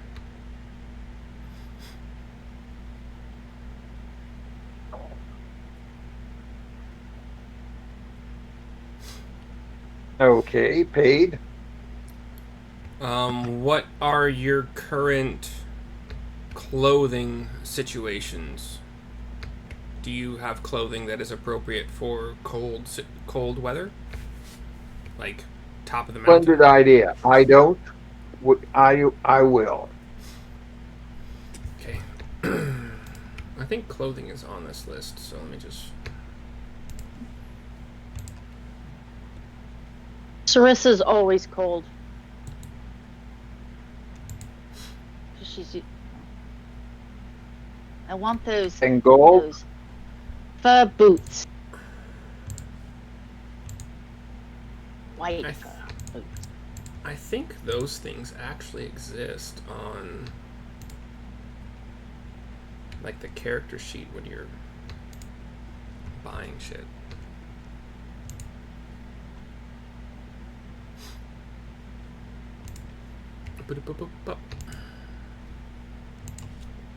Soad has almost 3,700 gold just doing nothing.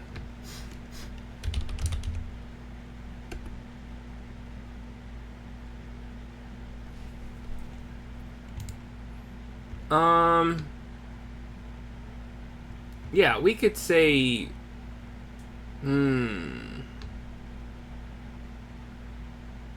So, traveler's clothes cost 2 gold. Boots, wool skirt or breeches, sturdy belt, shirt, ample cloak with a hood. We could say, let's just say for 5, like, you guys should each probably already have that in your inventory, so let's just say for an extra 5 silver each, 1 gold for Bugdob, you're able to fortify your clothing for the cold weather. Woohoo! Okay. Bugdob, you look quite stylish. Bugdob, no. Fashion icon. And do we want to go to like a university or something and see if they don't have a potion or something we could give Bugdob, like a sip every day to just up his conversational wisdomy, intelligence-y type thing?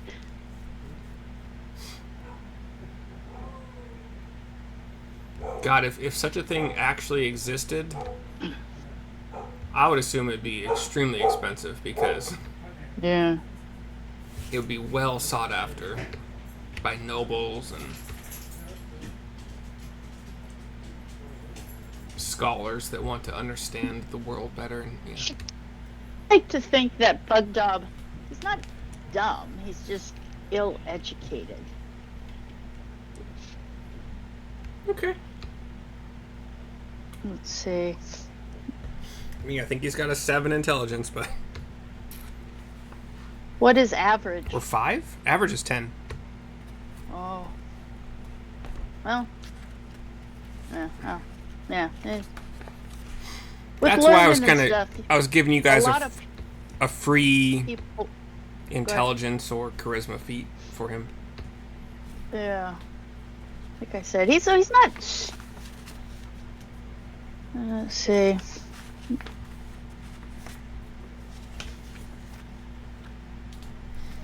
Yeah, 5 int.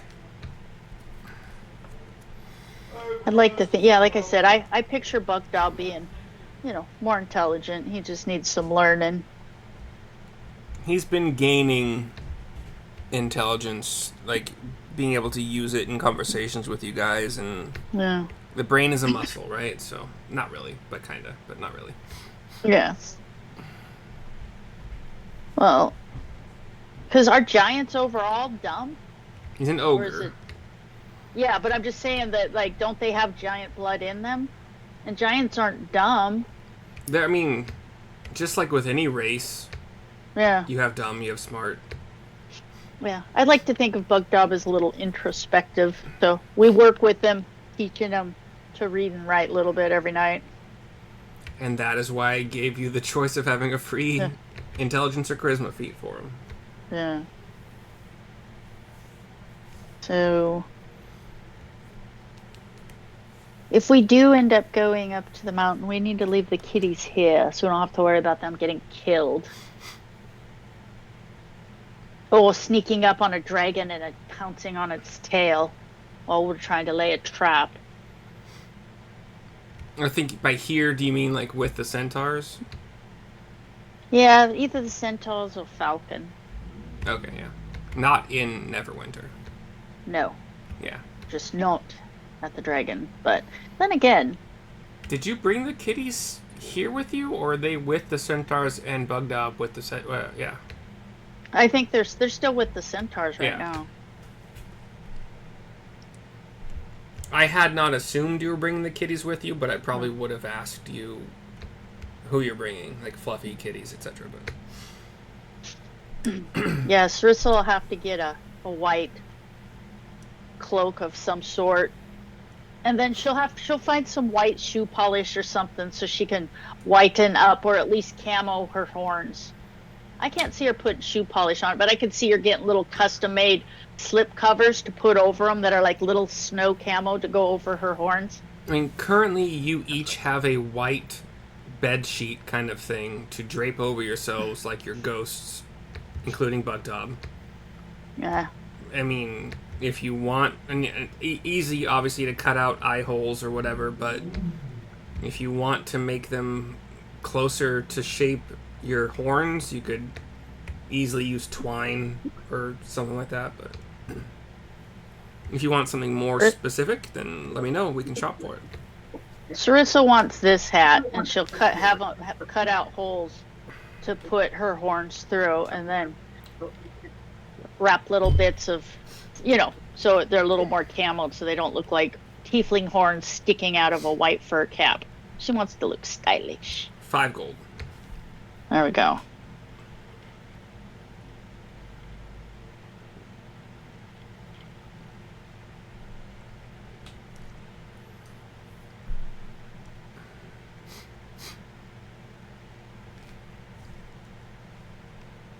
I wonder.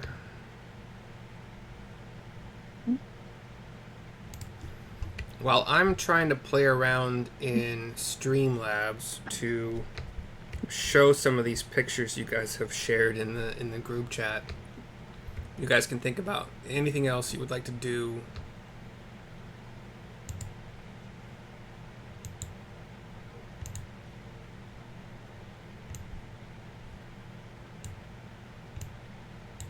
Why can't I see?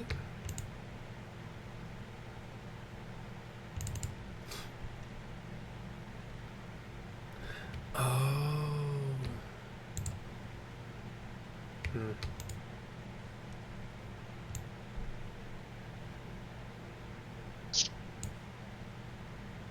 Yeah, anything else you guys want to do while you're here?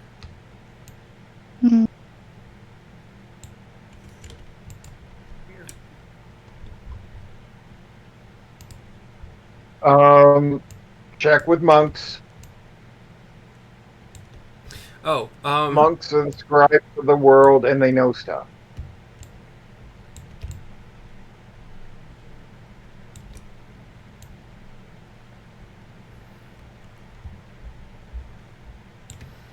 okay, oh shoot, they just pop up on the screen. Okay, so I can just show. So anybody watching, this is the kind of hat Sarissa wants to buy and bought for 5 gold. They were talking about these furry boots. I don't have to use the random image thing. There we go. I'm talking to monks.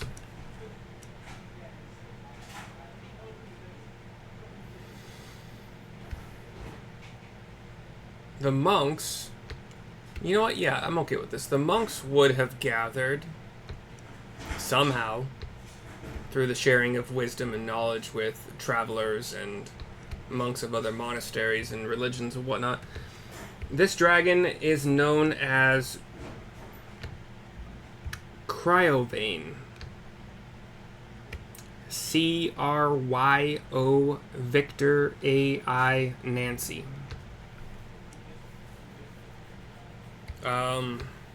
They would tell you much the same that you have heard already. The dragon seems to be young. Seems only to come out. Aryobane. Vain. Vain. Seems to come out just to feed. Doesn't seem to like its possible food striking back.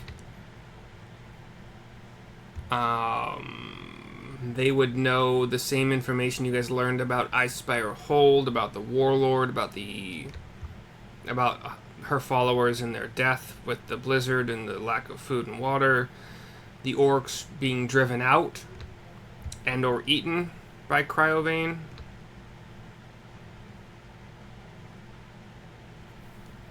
But that's about it. No one... They would tell you that no one got close enough to infiltrating the hold either before or after Cryovane took it over to, like, map it out. So they know it's near or at the top of the mountain. There's a path leading up to it. There are 2 different sections connected by a bridge.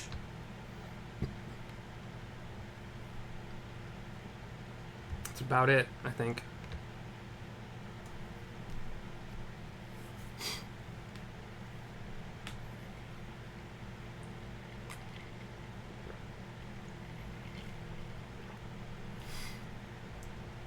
Okay. Old loving dragons. The best way to defeat them would seem to be with lots of Alchemist Fire.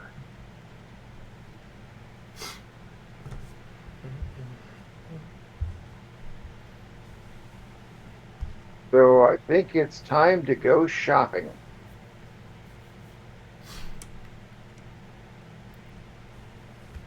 You're running low on funds, last I heard, but maybe not everybody has shared their current gold total. How many fire beads does Neil have left? I think 2? 3? 2 or 3. Let me check. Okay, I think 3, but those will be handy. So Yeah, we have I got 3 left.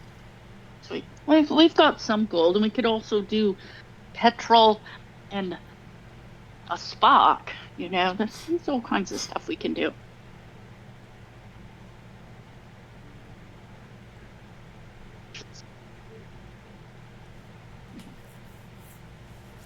Yeah, we're not broke.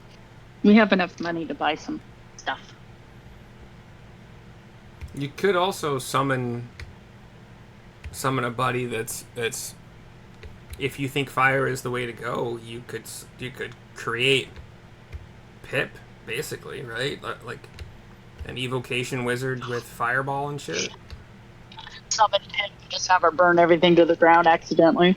Or like, you know, make use of all of the races and classes and subclasses, because there are like sorcerers where their subclass is like really pyromaniac kind of based.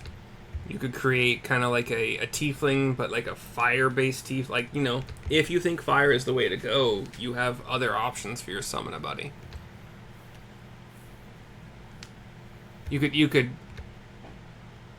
I don't know what level like summon fire elemental is as a spell. I would assume that if it's the level that you guys are right now, then you would probably need a wizard to do it, but I don't know. I think Warlock probably gets summoning stuff too. But, oh.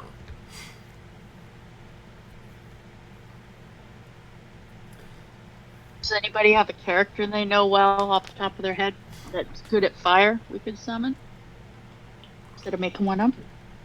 I had a fire genie gnome warlock, but I only got to like level 2 with him before they kicked me out of that group, so.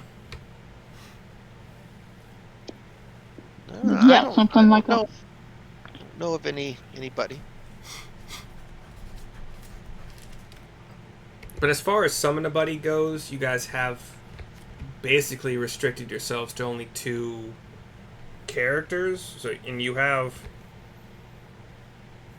time to kind of come up with one that you think would fit. So far, with the monks and with any other tales you've heard from the bartenders and their patrons, you don't know for certain right now whether or not fire is a vulnerability of the dragon. Yeah, that's true. We should probably figure out what what doesn't work with it, and then go from there. And the monks would have, like, talking to all three of the monasteries, they would probably have, at least in Neverwinter, the most combined knowledge in regards to dragons. And, like, there's also the House of Knowledge, where you could read about dragons and talk to the people there who have studied dragons. And That's going to be a must. Yep. is that where you'd like to go next? Yes. Okay. It's based. Go It ahead, would sorry. be. I was gonna say it would be nice to know if we need fire or not, so we can plan from there. It's basically a public library, but also, if you would like to pick the brains of the scholars and such that are studying there, you could pick the brain of one that you find relatively easily by asking. Like, who do you have here that studies dragons extensively? And you find your guy, and it's 1 silver per hour of brain picking. Otherwise, you can research for yourselves via books and stuff, the Dewey Decimal System and whatever.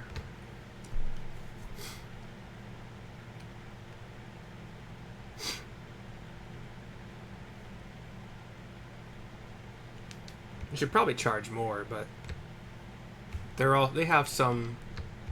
He's still kind of a novice in the dragon studies, like, well read, but a novice.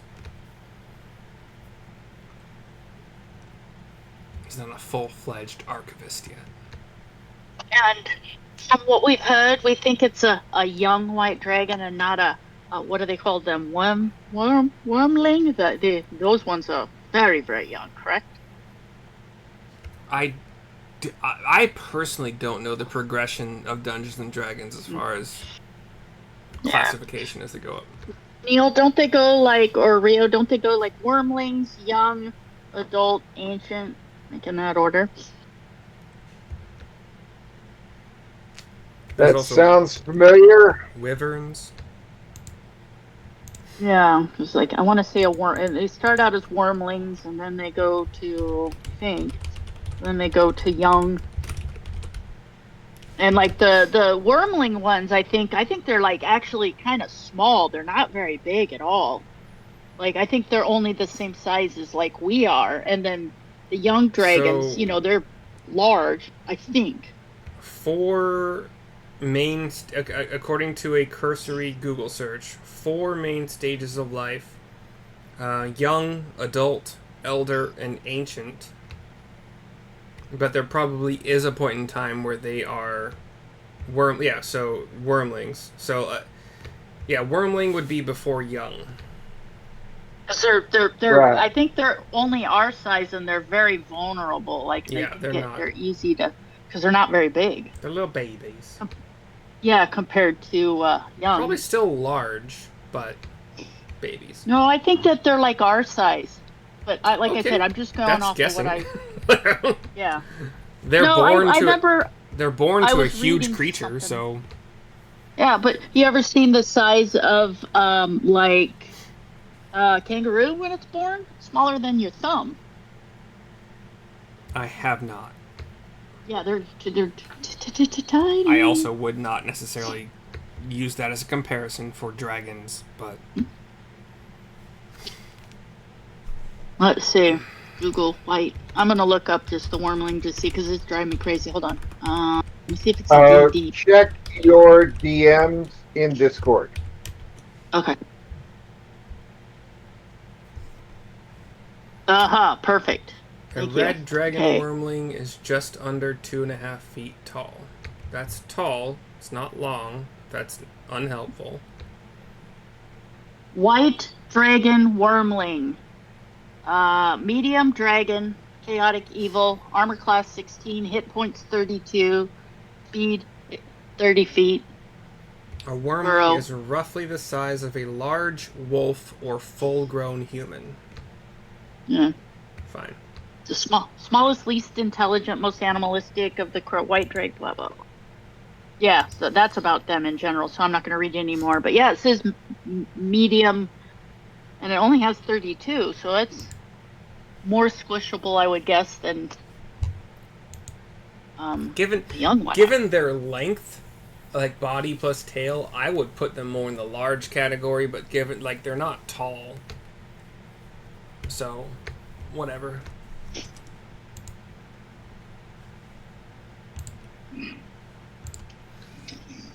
Why are we talking about wormlings right now? Just for the heck of it?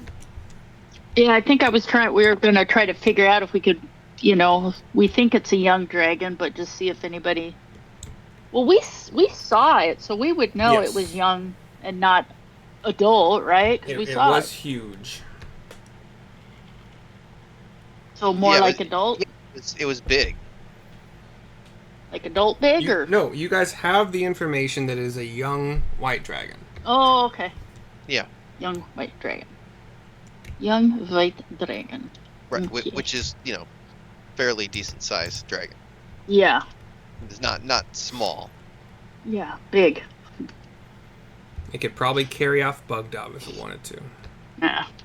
But at least it's not as big as, like, let's say, an adult, which would be much larger. Correcto. Or an ancient one, which would mean we would be Even like, yeah, more good luck with that, guys. We're out. Yeah. I mean, with the amount of time you guys have spent kind of like dicking around and taking plenty of long rests, maybe it's an adult by now. Who knows? Oh, right. Uh-huh. Let's see.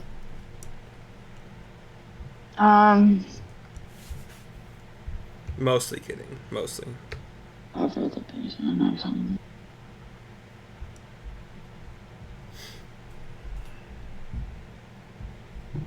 Well, we'll collect information.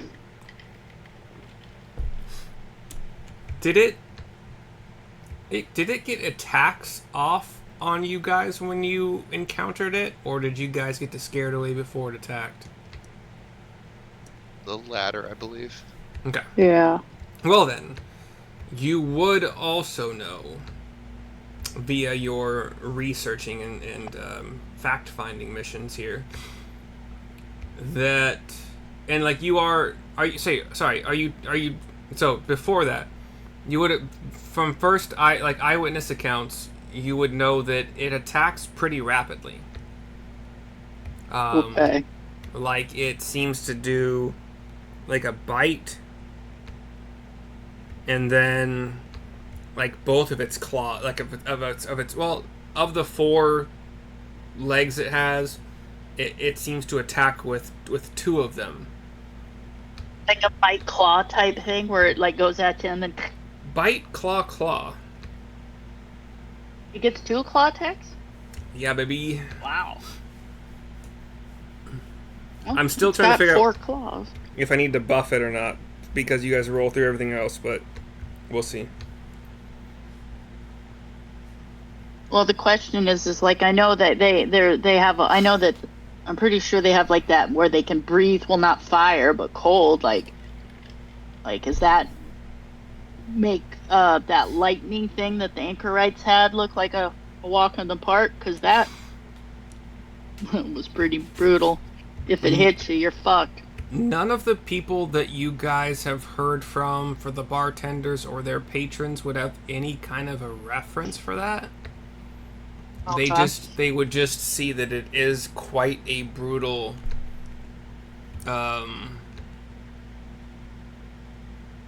cone of ice, of blizzard kind of thing.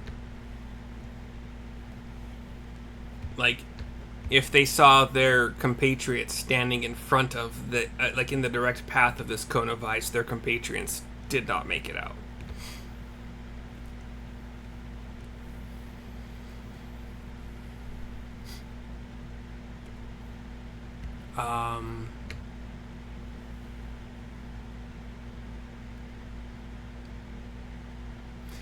the writings about dragons would have for sure that some there would be information that these white dragons in particular are not smart.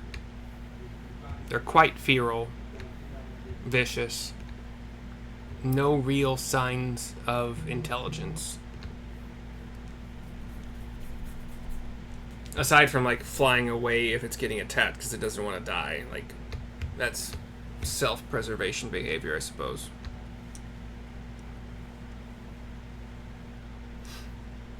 Which requires a little bit of intelligence, or maybe just instincts. I don't know.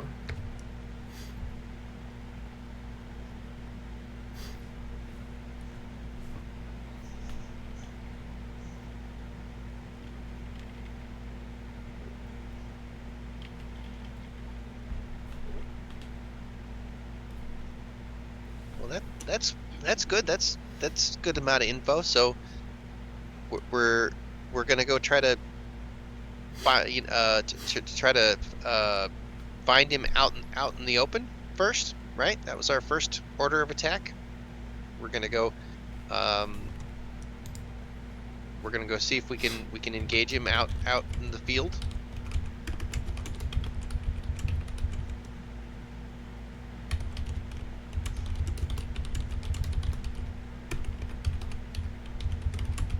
That's good. Yep, we dilly-dallied around enough.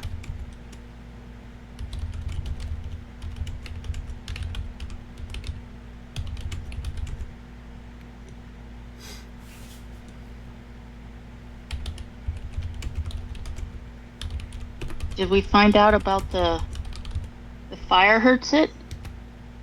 Or if that's a no-go? We haven't found it out. There are no records about fire being effective, which is basically it's proving a negative right now. So you don't know. Well, yeah. What is it? Lack of proof does not. I don't know. Yeah, it's not proof of. Can we go to like the university or something and talk to a professor? If there's any kind of college there, there's going to be somebody that studies it. You have been to all of the places in Neverwinter that would house such knowledge.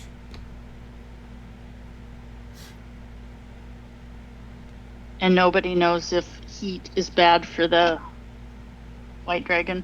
It's the situation that you just said. Like, there's lack of proof that heat is good, but that does not mean that heat is not good.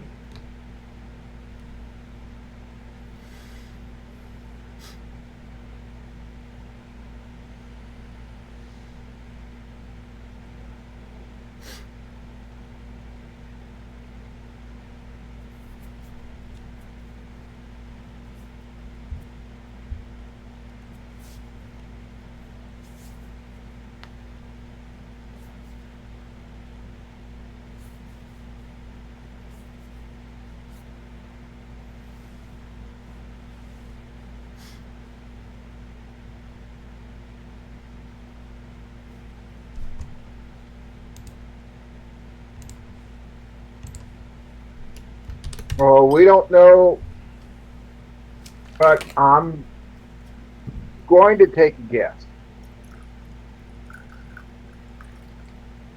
I do have some gold left, so Alchemist Fire. Okay. And I buy some Alchemist Fire here in town. Oh, how much is that?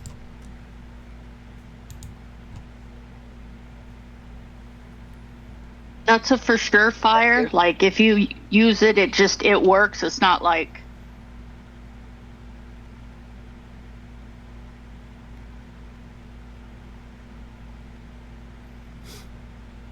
I mean, you read it, right? It only does 1d4 fire damage at the start of each turn.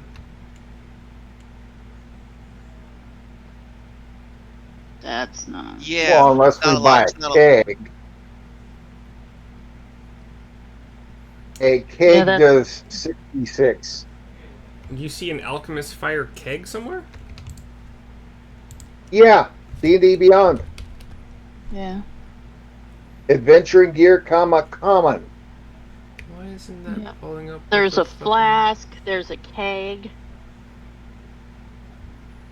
And you guys can throw a... Oh, I guess Bugdob might not have too much trouble throwing a keg.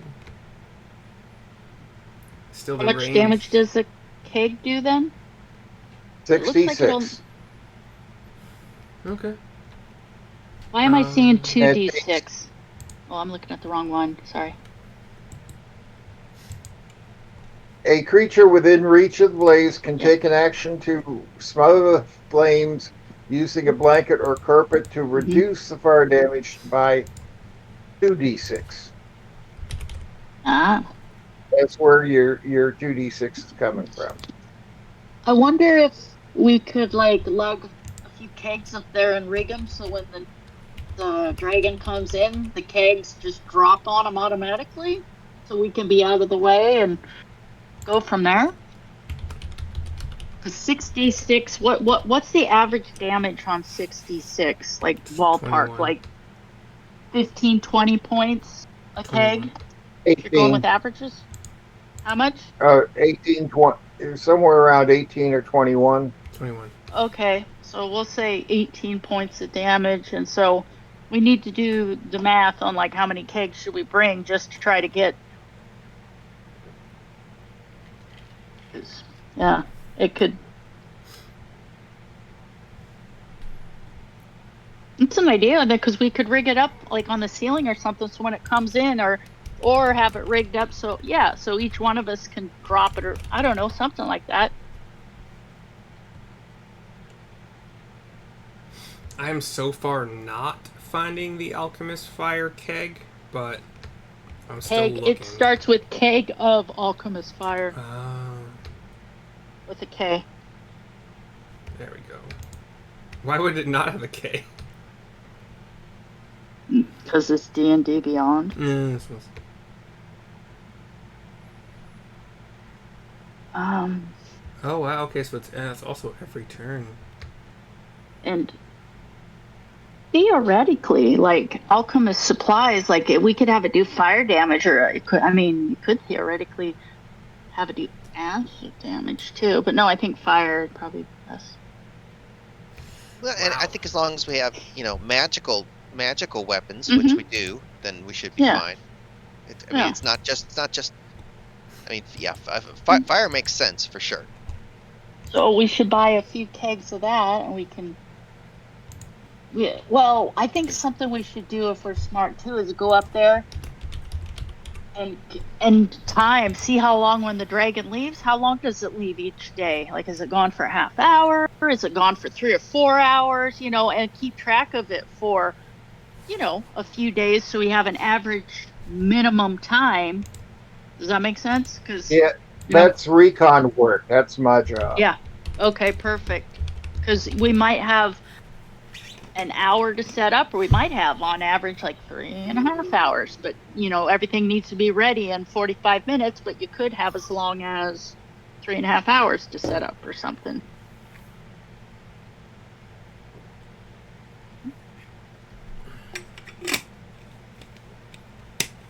Let's see.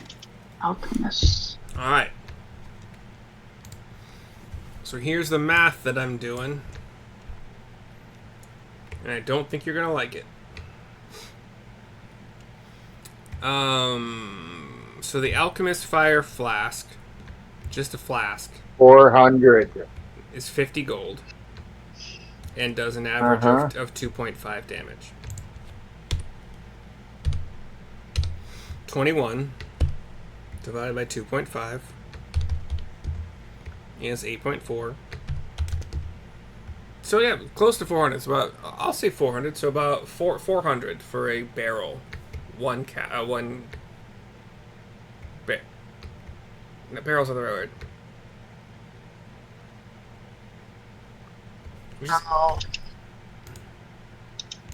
What's the word? Keg. Sorry, keg. Oh, a keg could be smaller than a barrel, but whatever. Yeah. So 400 for what you're looking for. How much do I have? I was kind of I would surprised be that a flask flat was 50. broke, but I have enough I could buy 2 cakes, and then that would be it for me. Or better yet,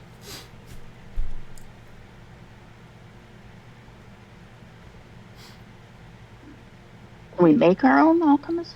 Like, is it time consuming? a keg of oil Oh, with Alchemist Fire flask to ignite it. ooh, that's a good idea. Or a keg of gunpowder, which is $2.50.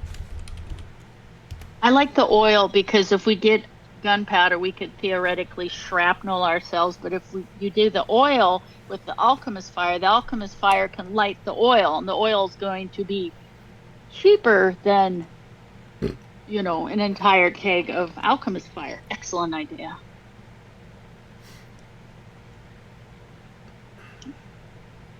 Let's see. All right, I'm looking for keg pricing on oil.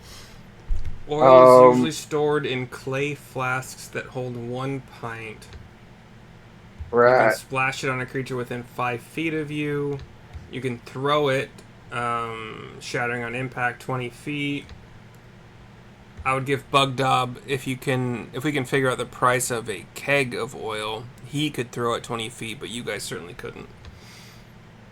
I was thinking too, depending on how much time we have, we could rig them up from the ceiling too. So you just pull the rope, Sure. whatever, and they release. But yeah, first we need to figure out how much a barrel or a keg of oil. What would that be underneath? Just oil? Flask oil? Oil flask. There we go.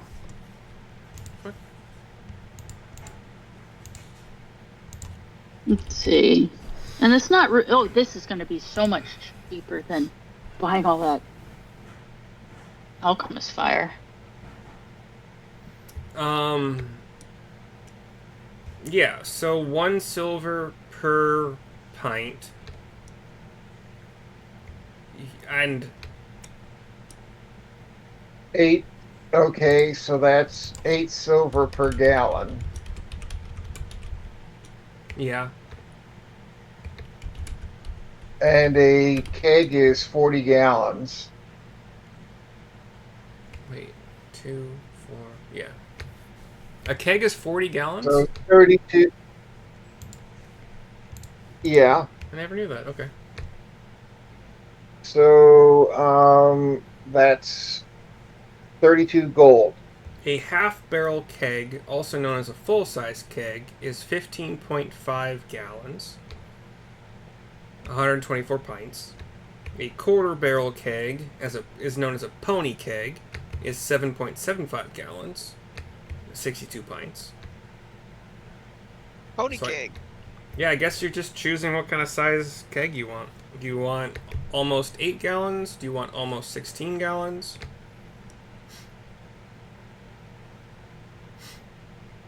16 times 7. Is 70 plus 42, so 112?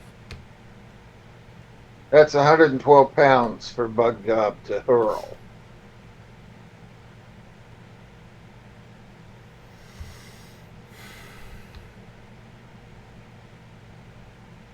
How much can Bugdob throw? I could see him having...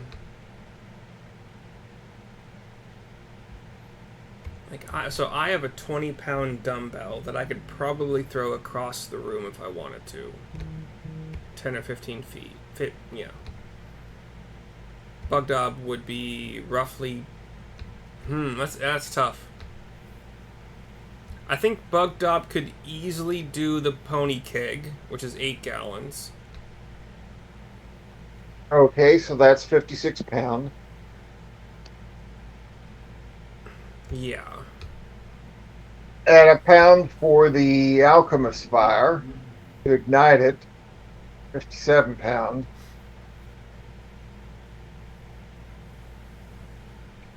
Yeah, So that's the way to go. throwing 100+ pounds is 20 feet though. That's not too far, I suppose, for an ogre to do that. Well, no, 57 pounds. Yeah. Isn't it? It's 57 for the pony keg, right? 56 for the pony keg, and a pound for the Alchemist Fire flask. Okay, so we're not talking about the full size keg anymore. Okay. Okay, so. Right. All right. Let me get back to what I was thinking here. So oil is 1 gold. Sorry, 1 silver per pint. You are doing 62 pints. So 6 silver, roughly. Well, yeah, we'll take off a little bit for the, yeah. So That's markedly cheaper than kegs of Alchemist Fire, that's for sure. So 6, yeah, oil is oil. Like, Alchemist Fire requires alchemical, yeah. So 6 silver for 1 pony keg. If you want to do more than 1, let me know. And you want to use Alchemist Fire, or do you want to just use a torch? Alchemist Fire will ignite on impact. So would a torch. That we don't have. No, we have to light the torch. Yeah, Oh, I you don't see have to worry about it getting blown out or something going wrong, or it gets wet or it snowed on it. And So how many? 50 gold and 6 silver for each iteration of this you want to buy. Right. So I'll pay for 4 of them. So 56 I'll buy times 2. 4. Wait, no, sorry. I'll No. 50 gold plus. Was it 6 gold? 6 gold. Yeah, so 56 right. gold for each 56 one. gold I'll buy 6. for every I'll buy Molotov cocktail. Yeah, I'll pay for 4 of them. 2 stage Molotov cocktail, but also big bada boom. 2 jumbo.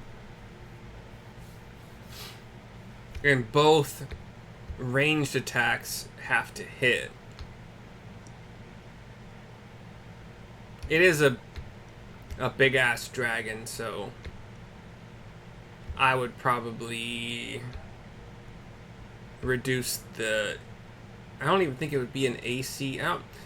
We'll have to figure that out. It should not be hard to throw. For Bugdob at least, it shouldn't be hard to throw the pony keg in order to hit the dragon.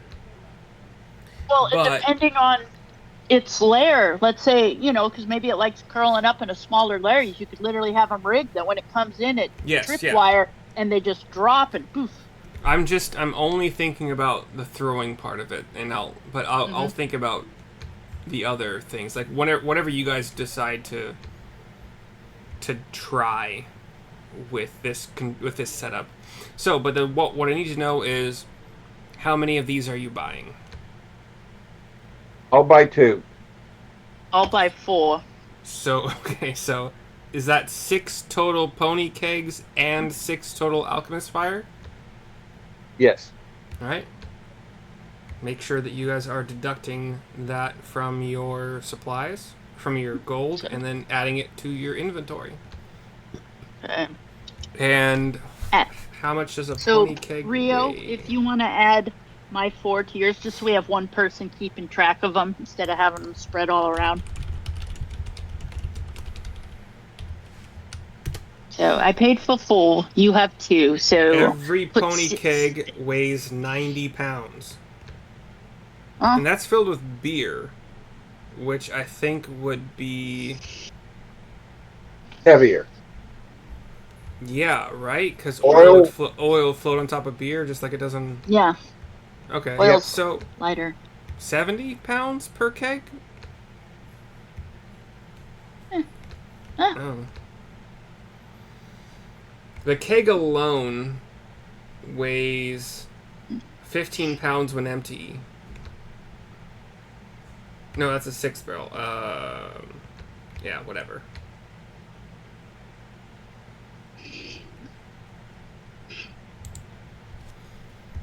Okay, so So oil is about 0.8% of what like standard water is. So just whatever the weight is. I don't think you mean 0.8%. No, just 0.8. It's 0.8. Yeah. So for every 1 A gallon gallon, of a gallon water, of oil is 7 pounds. yeah. So 0.8 times. How much did you say it weighed? 90. Does 70 pounds? Yeah, 70. Sound yeah. okay? Yeah, that's 65. perfect. Nah, 70 sounds fair. 80% of 90 is roughly 70 or 65, whatever.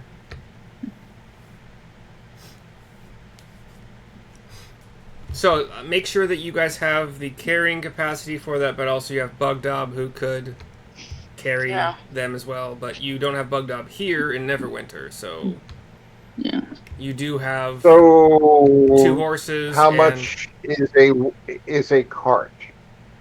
To rent a cart? Negligible. You could buy a cart for a gold. And we buy a cart. Sure, yeah. And the harness to for a horse to pull it. I'm gonna say that you guys already have the harnesses that you makeshifted for the litters that you were pulling behind the horses for all the gear and weapons and shit that you were selling. So you already have the necessary ropes and stuff for it.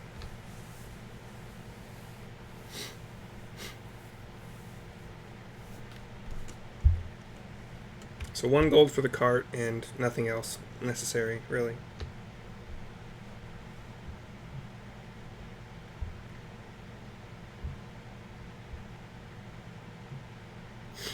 And that Icespire peak where the dragon is, where those people died, right?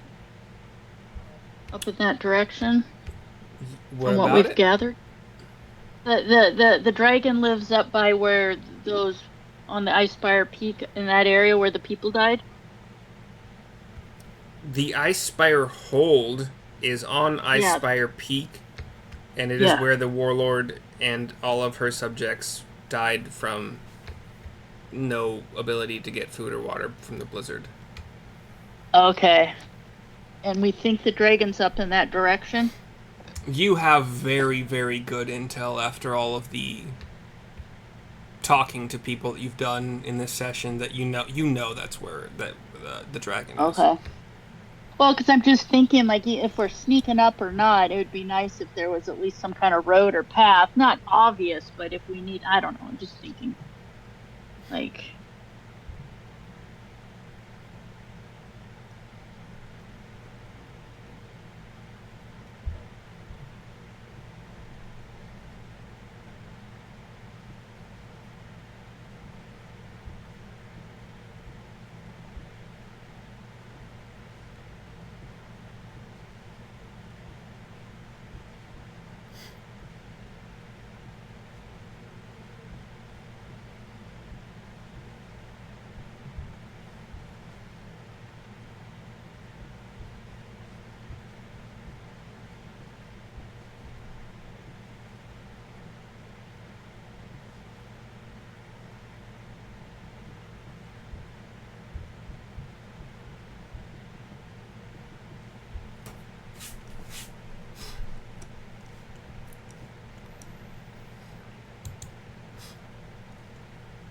Did anybody say something that I missed as far as like what the DM has to adjudicate, or are you guys still kind of like thinking what to do next? I think we're thinking. I'm ready to load up the cart and head out of town. Check. Okay. Then fine. Y'all do so, and you make it back to the Centaurs. Like, with the cart full, it's not as quick of a journey as it was getting here. And for all of this shopping, let's say you got here. Actually, let me take some notes here. So You guys bought Pony Kegs of Oil, 6 of them. Alchemist Fire. Winterized your clothing. Bought white sheets as camouflage. Anything I missed there?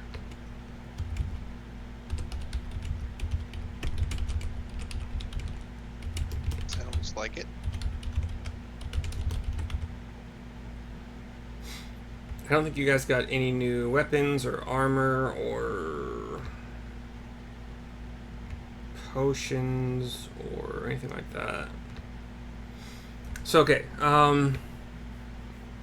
Your forays to the bars and speaking to bartenders and patrons, we'll say that was an hour and a half-ish to visit all 4 bars. Probably being generous, but whatever. So that was 3:15. Going to the House of Knowledge. And did you guys talk to a scholar for a silver per hour, or did you do your research yourself for free?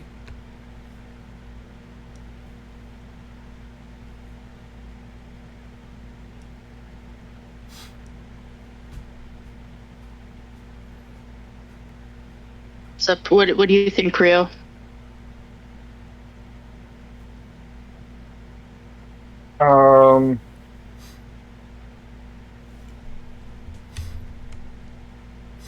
Didn't do it for free. Paid for that.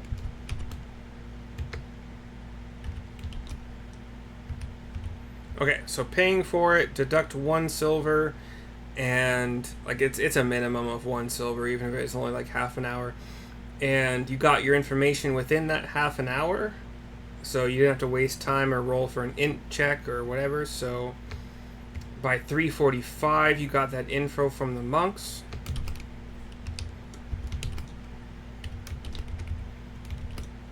And you got your sheets and clothing. Probably another...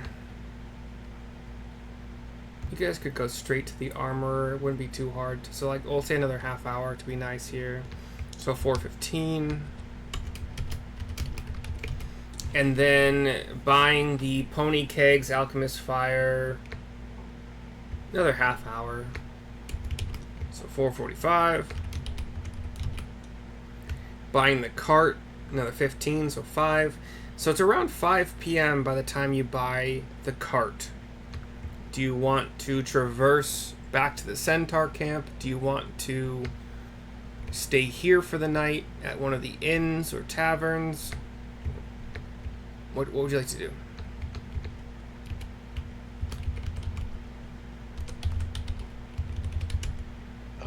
We're in Neverwinter? Yeah. I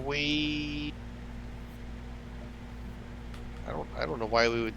If we're done here, I think we'd probably pack up all our stuff and leave. Head back towards wherever we're going to set up to start searching for the dragon. Oh, so do you guys still have a plan to try to bait the dragon where you want to fight it? Yeah.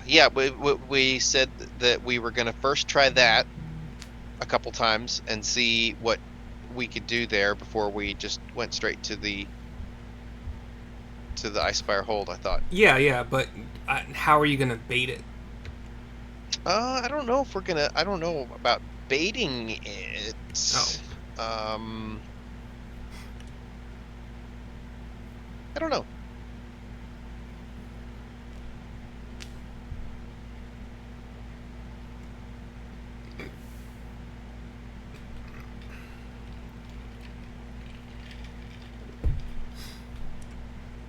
Okay. I do want to do a did you encounter a dragon roll? Ooh, 19. So 1 off from encountering a dragon. The list is 20 locations, and each location has a number assigned to it. But really, the easier way to do that, I mean, if you if you're like me and you're stupid and you don't care about the dragon attacking Fandolin or attacking the midwife who makes potions at the windmill or etc., you know, I should care about that. I should have factored that in. It could have maybe given you guys some sense of urgency, but it is what it is, and I did what I did. So, if you guys want to leave Neverwinter with your cart starting around 5 p.m., I would say the horses are now slowed down enough that they're not going to be at the same speed as your walking speed, but they are going to be diminished speed to the point where we say 12 minutes per mile. And it's 35 miles. Still a fairly respectable clip.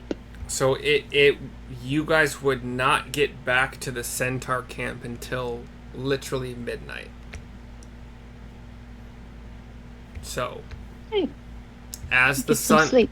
as the sun goes down around, let's say 7 p.m., do you want to continue on? Is the moon up? Sure, yeah. Well, let's roll for weather. I don't actually know how to roll for weather, so like... It let's depends say on the 8 phase is of the clear moon. skies. 7... yeah, Well, there are so... four. Hmm?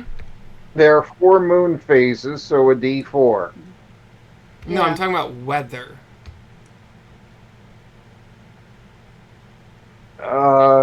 Clear, cloudy, rainy, stormy.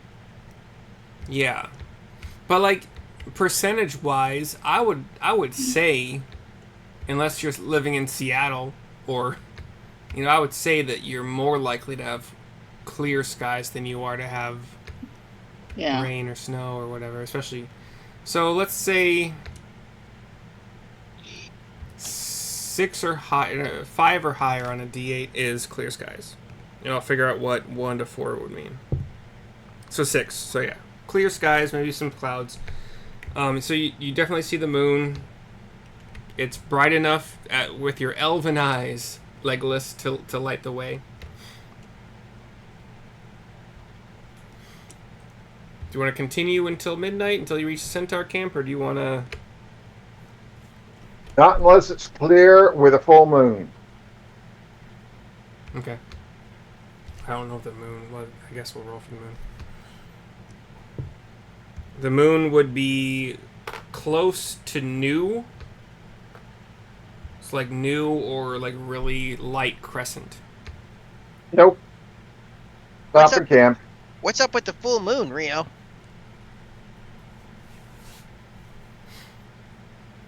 He just said it was a new moon, not a full moon. No, I know. Why are you hoping for the new moon or for the full moon? Then we could keep going. Oh, If okay. we had a full moon, then we'd have enough light for the horses to stay on the path. Oh, okay.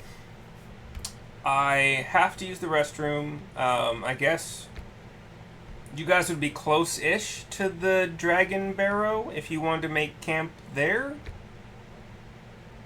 Or, like, I guess kind of tell me what you'd be looking for. Or, like, figure out what you'd be looking for a campsite. I'll be right back.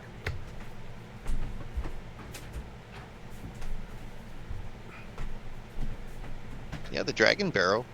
We could Yeah. go there. Someplace so we don't have to worry about getting set upon by a dragon, and but out of the way where we can get some sleep.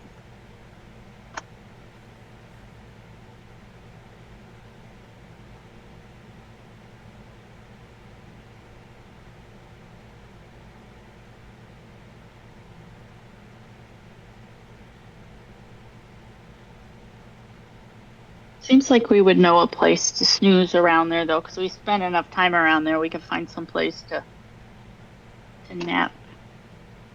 Yeah. I think we spent more time with the centaurs than we have anywhere else. Right? Exactly. Yeah, because with the new moon, we wouldn't want to keep going because it would be pitch black.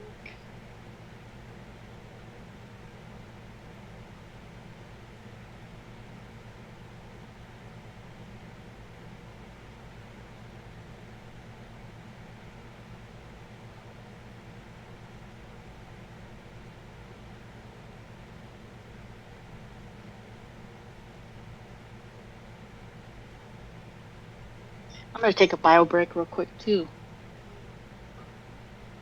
Okay. I hear Johnny drilling holes in the walls in the living room. I'm afraid to go check.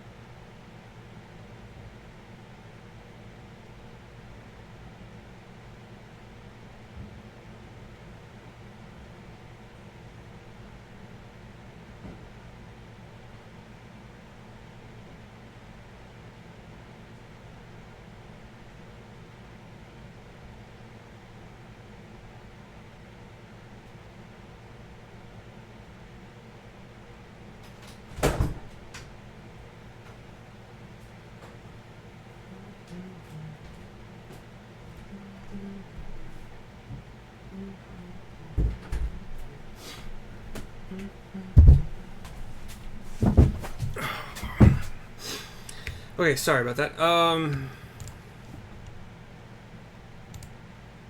Yeah, you would have traversed this path plenty of times. So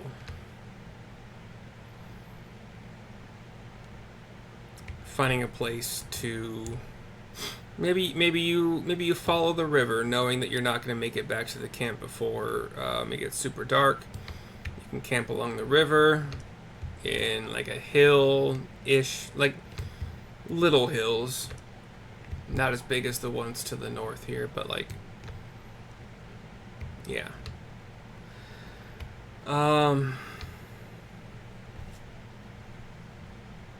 Cool. So yeah, you camp for the night. Who was first watch? I think you guys only need 3 watches with Rio. Okay, I cast Good Berries, make tomorrow's batch, and then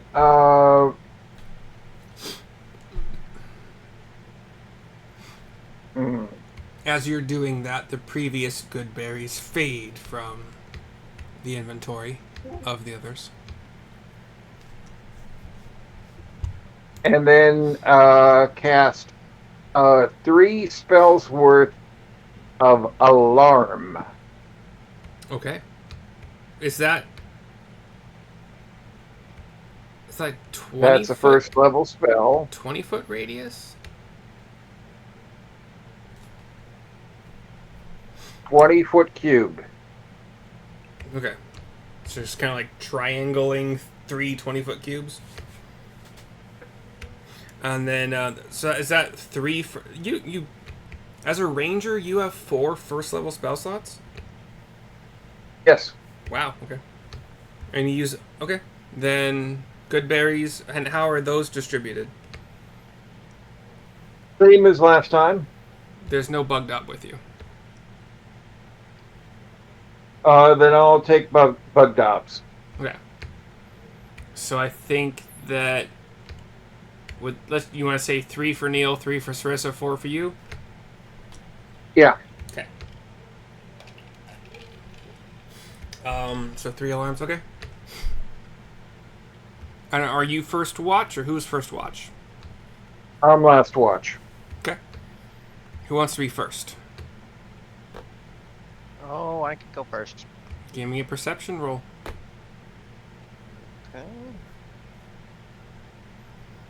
I rolled an 8, and I have... What do I have? It's pretty decent.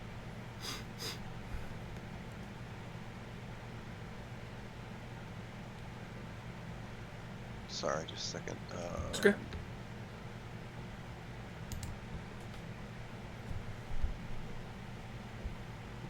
Perception, you said? Okay, so that's +5, so that is 13. Okay.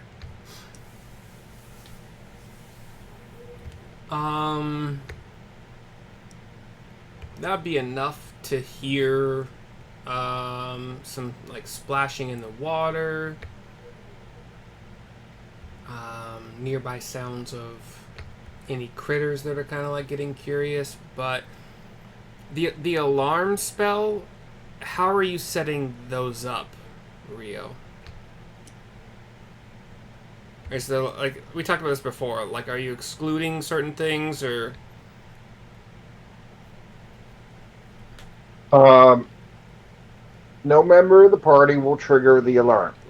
Mm-hmm. If Bugdob wanders up, I don't know how he could, but if he does, it does not trigger the alarm. Mm-hmm. Squirrels, deer, fish.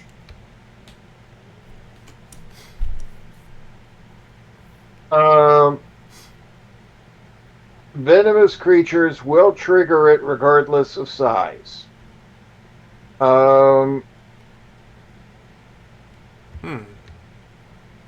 Otherwise,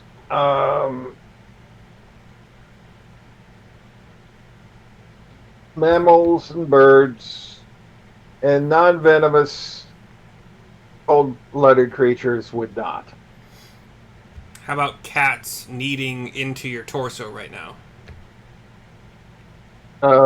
Making dough in your torso. Oh, I flipped through Junior before, so Junior would not. Okay, cool. Yeah, so Neil, you hear the sounds of wildlife, but nothing crazy. I assume Sarissa would be next watch since Rio is last. Yes. Okay, Sarissa. Neil, anything you want to pass to Sarissa between watches? No, everything seems good. Okay. Excellent. Sarissa, perception check. Perception. Where's my D20? It is. What is that? That's a 16 plus 17. 16 plus 17? 16 plus 1. Yeah. Crazy. You heal... I'm really perceptive right? tonight. Been doing a little bit of a disco dust. What? You hear much the same as Neil, although he did not relay what he was hearing. Wildlife. I'm gonna create some tables. If we do another campaign, I'm gonna create like a random encounter for night particularly. Okay. But for now, I'm kind of rolling. If I roll a 19 or higher, you guys are encountering something. But that's a 16. Okay. So, yeah, wildlife. fish splashing around in the river. And then, Nothing to well, concern yourself. when it's Rio's turn, I'll pass on all the sights, sounds, and smells. You know, nothing much, but still. Okay. And then Rio, you're up. Perception check.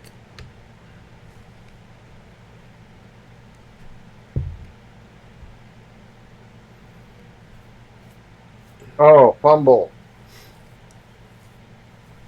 I 9. I also fumbled with a nat 1, so luckily enough. You get distracted with wistful thoughts about Fluffy, and the next time you get to summon your owl companion or whatever else you choose to summon with that spell. But even though you are distracted, nothing comes upon you or the camp. And y'all wake up,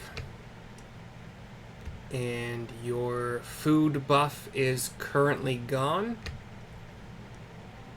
So you can spend the time to cook and or forage and whatnot to get it back, or you can just eat rations and go on your merry way.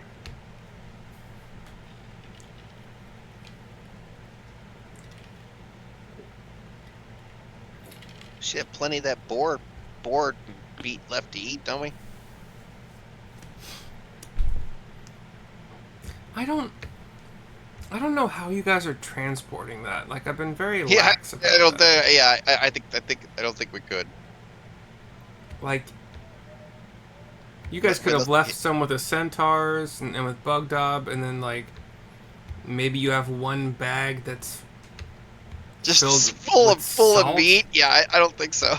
But like, can't you like have a bag with like a fuck ton of salt, and then you put your meat in there? I suppose so. Yeah.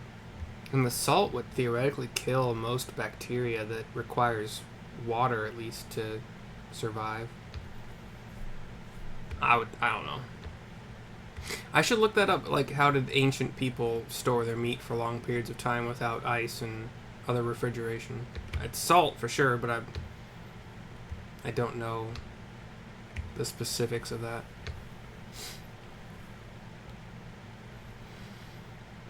But if you guys are making a breakfast, it'll take your normal half hour to make and consume.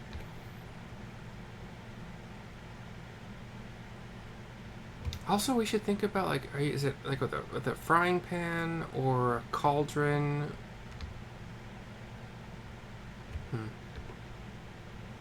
Anyway, I have not received word from you guys if you want to get your buff now or make it to the Centaur camp and then figure things out. I'll buff my wisdom. So, the meal is being made now for the buff. You guys can put that +1 where you want. Just make sure if you put it somewhere different, you're removing it from the previous place. Oh, excellent breakfast, Rio. Thank you. And you make it back to the Centaur camp in another 4 hours with your cart that is weighed down by all of the oil and stuff. So you make it there by noon. No encounters. Wow. We got to get this oil all the way up into the mountains. I don't know. We didn't think about that. Like, how are we going to get it up into... Like, if we do have to go up there, how are we going to get this up there into Icespire Hold? That's a good point. I actually had not thought about that, but... 2 horses, harness them in tandem. Cover it with white sheets.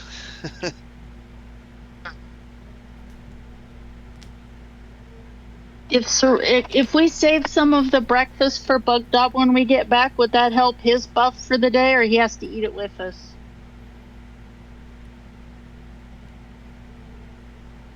Yeah, fine. Okay, because 4 hours is fine.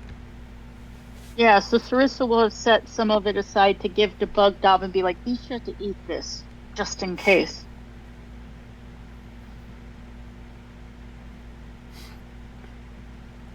And Bugdob has enjoyed the food of the centaurs, but he knows that Rio's food has that extra special Flavor Town, and Yeah. he feels a bit stronger when he eats it for some reason. He hasn't really put two and two together, but he'll happily consume it. Sarissa will, and she'll tell him to give a little bit to the kitties if he wants to, so we can have buff kitties. Yeah, they will fuck up that string. If you want to have +1 Dex or Strength kitties, you're welcome to. That's funny. The kitties, not understanding this, Dex for sure. overjump the fuck out of their string at the beginning. They're like, they know how much it takes to leap up to the string, but they just shoot an extra several feet. Like John Carter the first time he tries to do something on Mars and just is like, what the? That's funny.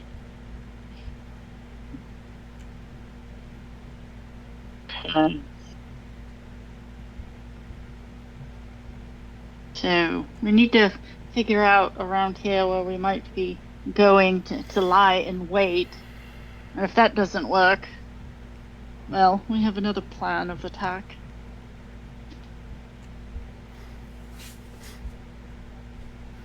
Okay, so you're back at the Centaurs camp, noon.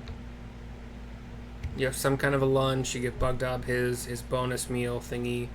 The kitties are super dexterous and jump around like crazy. What's your next plan of attack, or do you want to strategize over the next week and figure it out at the beginning of the next session? Recon! Yes. I go up, and I play sniper, and I make a hide, and I observe.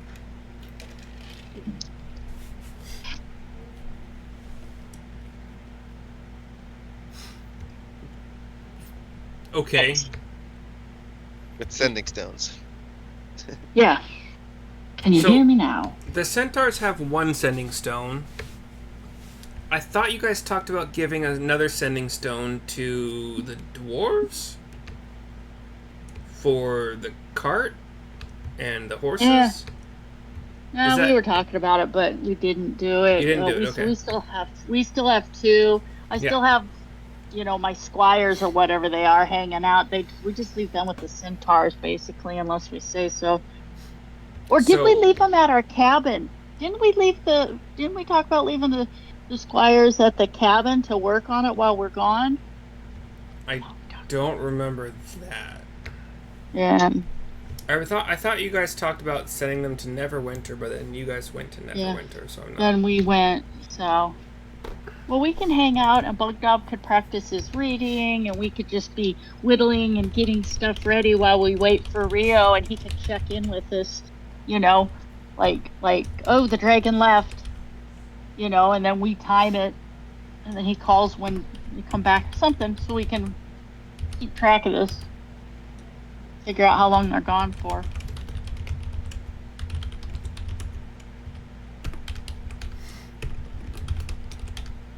Okay, so, and then Rio, you want to climb a tree and make a little bit of a hide kind of camp thing up there and just kind of watch the skies? Ground hide, not a tree. Oh. Well, you are in the middle of a dense forest, so do you want to go to the edge of the forest for actual vision of the skies, or? Yeah.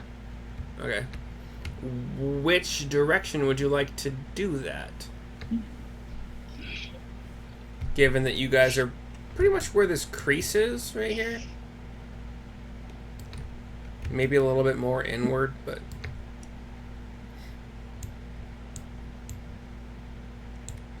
So we're right at the middle there. You guys are kind of like where this crease is, but maybe a little bit to the east of it. Somewhere in this area. I'd want to be out here. Okay. Well then, yeah, you could... Are you taking just yourself, or Fluffy, or a horse? Just me. Okay. So after 15 times...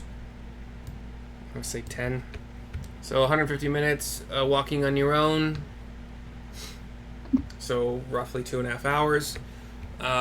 You make it to the edge of the forest. You can see Neverwinter. There's not a whole lot of hills in your way there. You can see the coastline more or less. Probably not. I mean, you have elven sight, so maybe you can see that far. I don't know. It really D&D doesn't really say that elves see farther. They just have night vision, dark vision. Opposite to Isengard. Yeah. So let's actually use the table for once.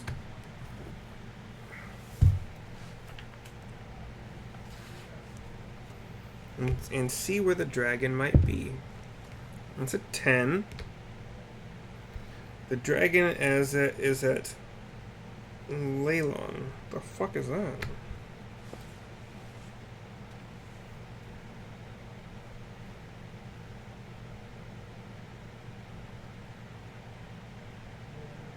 Oh, it's somewhere you guys have not been. And it actually plays 0 role in this campaign. You do not see the dragon today.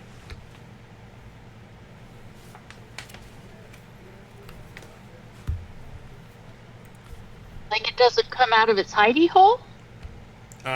You would not know that.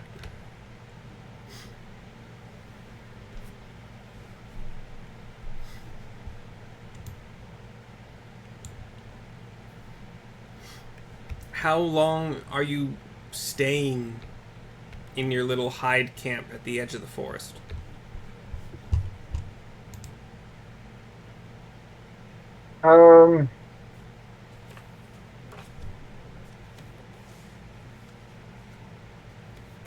I'm inclined to want to give it a week.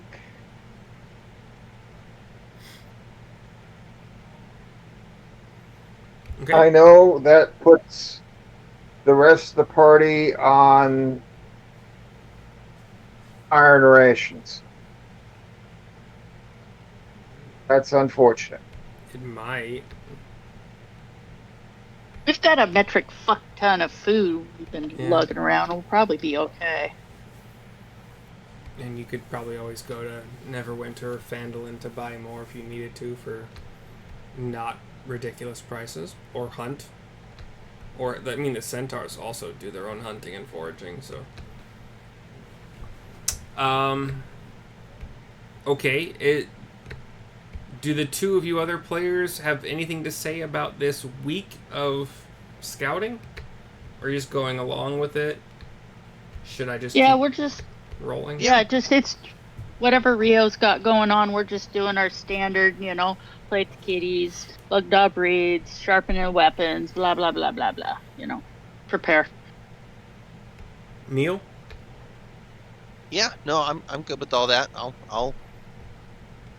I'm not the leader in this group. Okay. So day 1, uneventful. No dragon sighting. Day 2, Rio, you would also not see the dragon. Day 3, you would not see the dragon. That's cocked. Day 4, you would not see the dragon. Day 5, you would see the dragon flying out to the southwest of you. So you're here. You see the dragon flying. I just want to make sure I know where things are on the map. That's not the right map.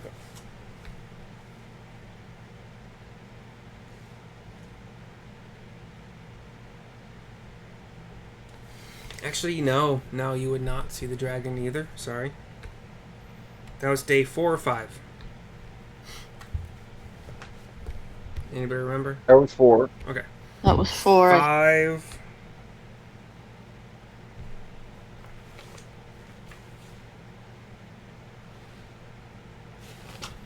You would not see the dragon. That's cocked.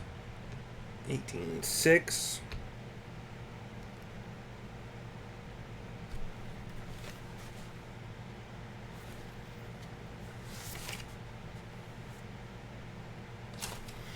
You would not see the dragon. And 7. You would not see the dragon. Okay, back to camp. Check on the rest of the party. They still committed? Oh yes. So it's best to take our time and do this right. So I should deduct 7 rations, I guess, right? yeah. Unless you guys Well, we could are... also Yeah. Yeah. So We could I'll run the town, cook a too. meal for them, and then ask for suggestions on where I ought to be looking for the dragon. Hmm. Checking with the centaurs, especially. I mean... So... I don't know how to roleplay this one, but like after 2 days of waiting for Rio to be scouting, Bugdob is like fucking antsy. Like cooped up, wants to be doing something. I'm not even entirely sure I should not be rolling for him to be able to be calmed down from like wandering off, but How far is our trailer, our cabin, from where we're at? It's not that far, is it? 5, 10, 15, 15, 17-ish miles. Okay, well, Sarissa will take him to the cabin and put him to work on starting to chop down trees, put the cabin together, and all that kind of stuff. Which And- day would you like to do that? Probably the second day when he starts pacing. Okay. So And you guys did we send the sending stone with you, I don't know. Rio? I don't think we did because I don't recall. Currently the centaurs had 1, but you guys made it back to the centaur camp, so you could have picked it up, and each of you could have had 1. Yeah, well, what I'm saying is, if we leave, I can leave Bugdob at the cabin to work and a sending stone with him in case, like, of emergency. So it could be 1 with Rio, 1 with you and Neil, and then 1 with Bugdob. Yeah. Okay. Let me take some notes really quick. Bugdob's working, getting the cabin and stuff, getting all that ready, and there's food there for him. We've got a lot of salted pork and all that kind of stuff down in the little. We left in the little hole we dug that we're gonna eventually make into our larder or whatever you want to call it. Yeah. We never just decide what to call it. Right? Yeah, it was like a 2-hour conversation, but yeah. So Bugdob will be just fine. He's cutting down trees and building a cabin and playing with kitties. Okay, and then I'm going to make some progress here on the cabin since it's been a while. So you're going to say he has 5 days to work on it, so...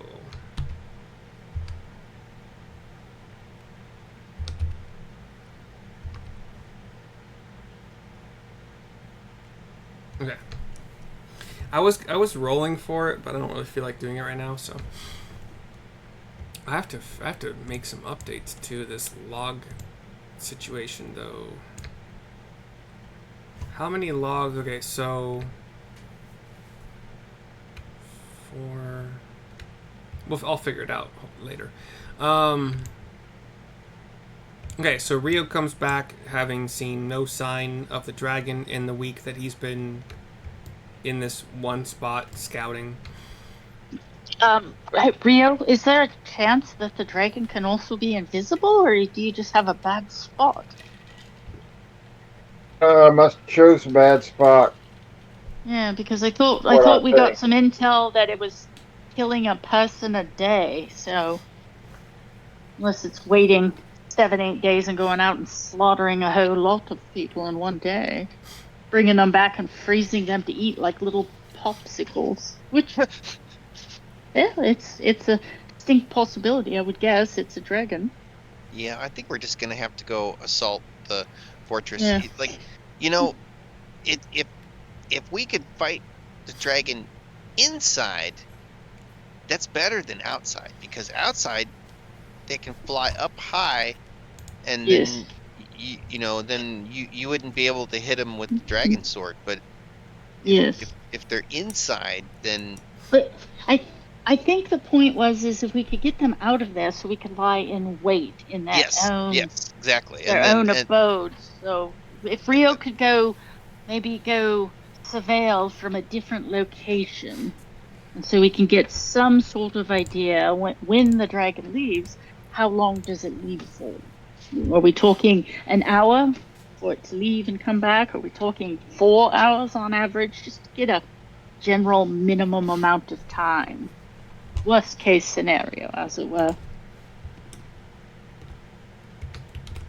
okay, well, we'll have to reconnoiter the lair, the hold. Maybe. Reconnoiter. So Rio will have to go reconnoiter better, closer. And centaurs. Do they have any advice? Don't die.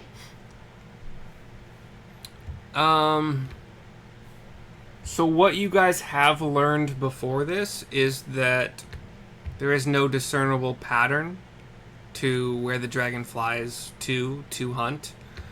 The best guesstimate is that he will either pick up and theoretically only eat a kind of like medium-sized humanoid, or a cow, or basically like they haven't seen no one has seen the dragon stick around to continue fighting after it has picked up what it needs theoretically to feed on. Do people see it? Does it eat its food there, or does it pick it up and take it with it, like it's taking it home and gonna, like grizzly bears? They like to, they like their stuff to be dead and buried for a while, and then they come back and eat it. So is the dragon munching on stuff there, or does it pick it up and bring it with them, like it's gonna eat them at a later date, type thing, situation type deal? The first-hand account. Well, all right. You might have first-hand accounts, you might have second-hand accounts, but most of the time, like pretty much, it's only the dragon picks something up and flies away with it. Okay, so it doesn't hang out to eat it there; it's taking it to go. Mostly, yeah. Okay. It's a to-go killing. A takeout order. Want fries with that? It likes to stare at its treasure while it eats. Right? It's infinitely better to eat your McDonald's at home in the comfort of your own home versus getting ketchup and salt all over your vehicle. All right, Rio. Good luck. Reconnoiter, dear sir. Yeah, this time I'm going to just go vertical.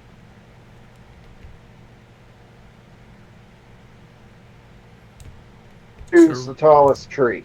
Rio flies into the air. No, climb it. Yeah, we'll do that next time. We have reached the 4-hour mark. Right. Woohoo! So yeah, great game. All right, let's Let's execute this plan. I like it. I will see y'all next week, and I'm going to take some notes here, and have a good rest of your night, Yep. guys. I don't. Okay, cool.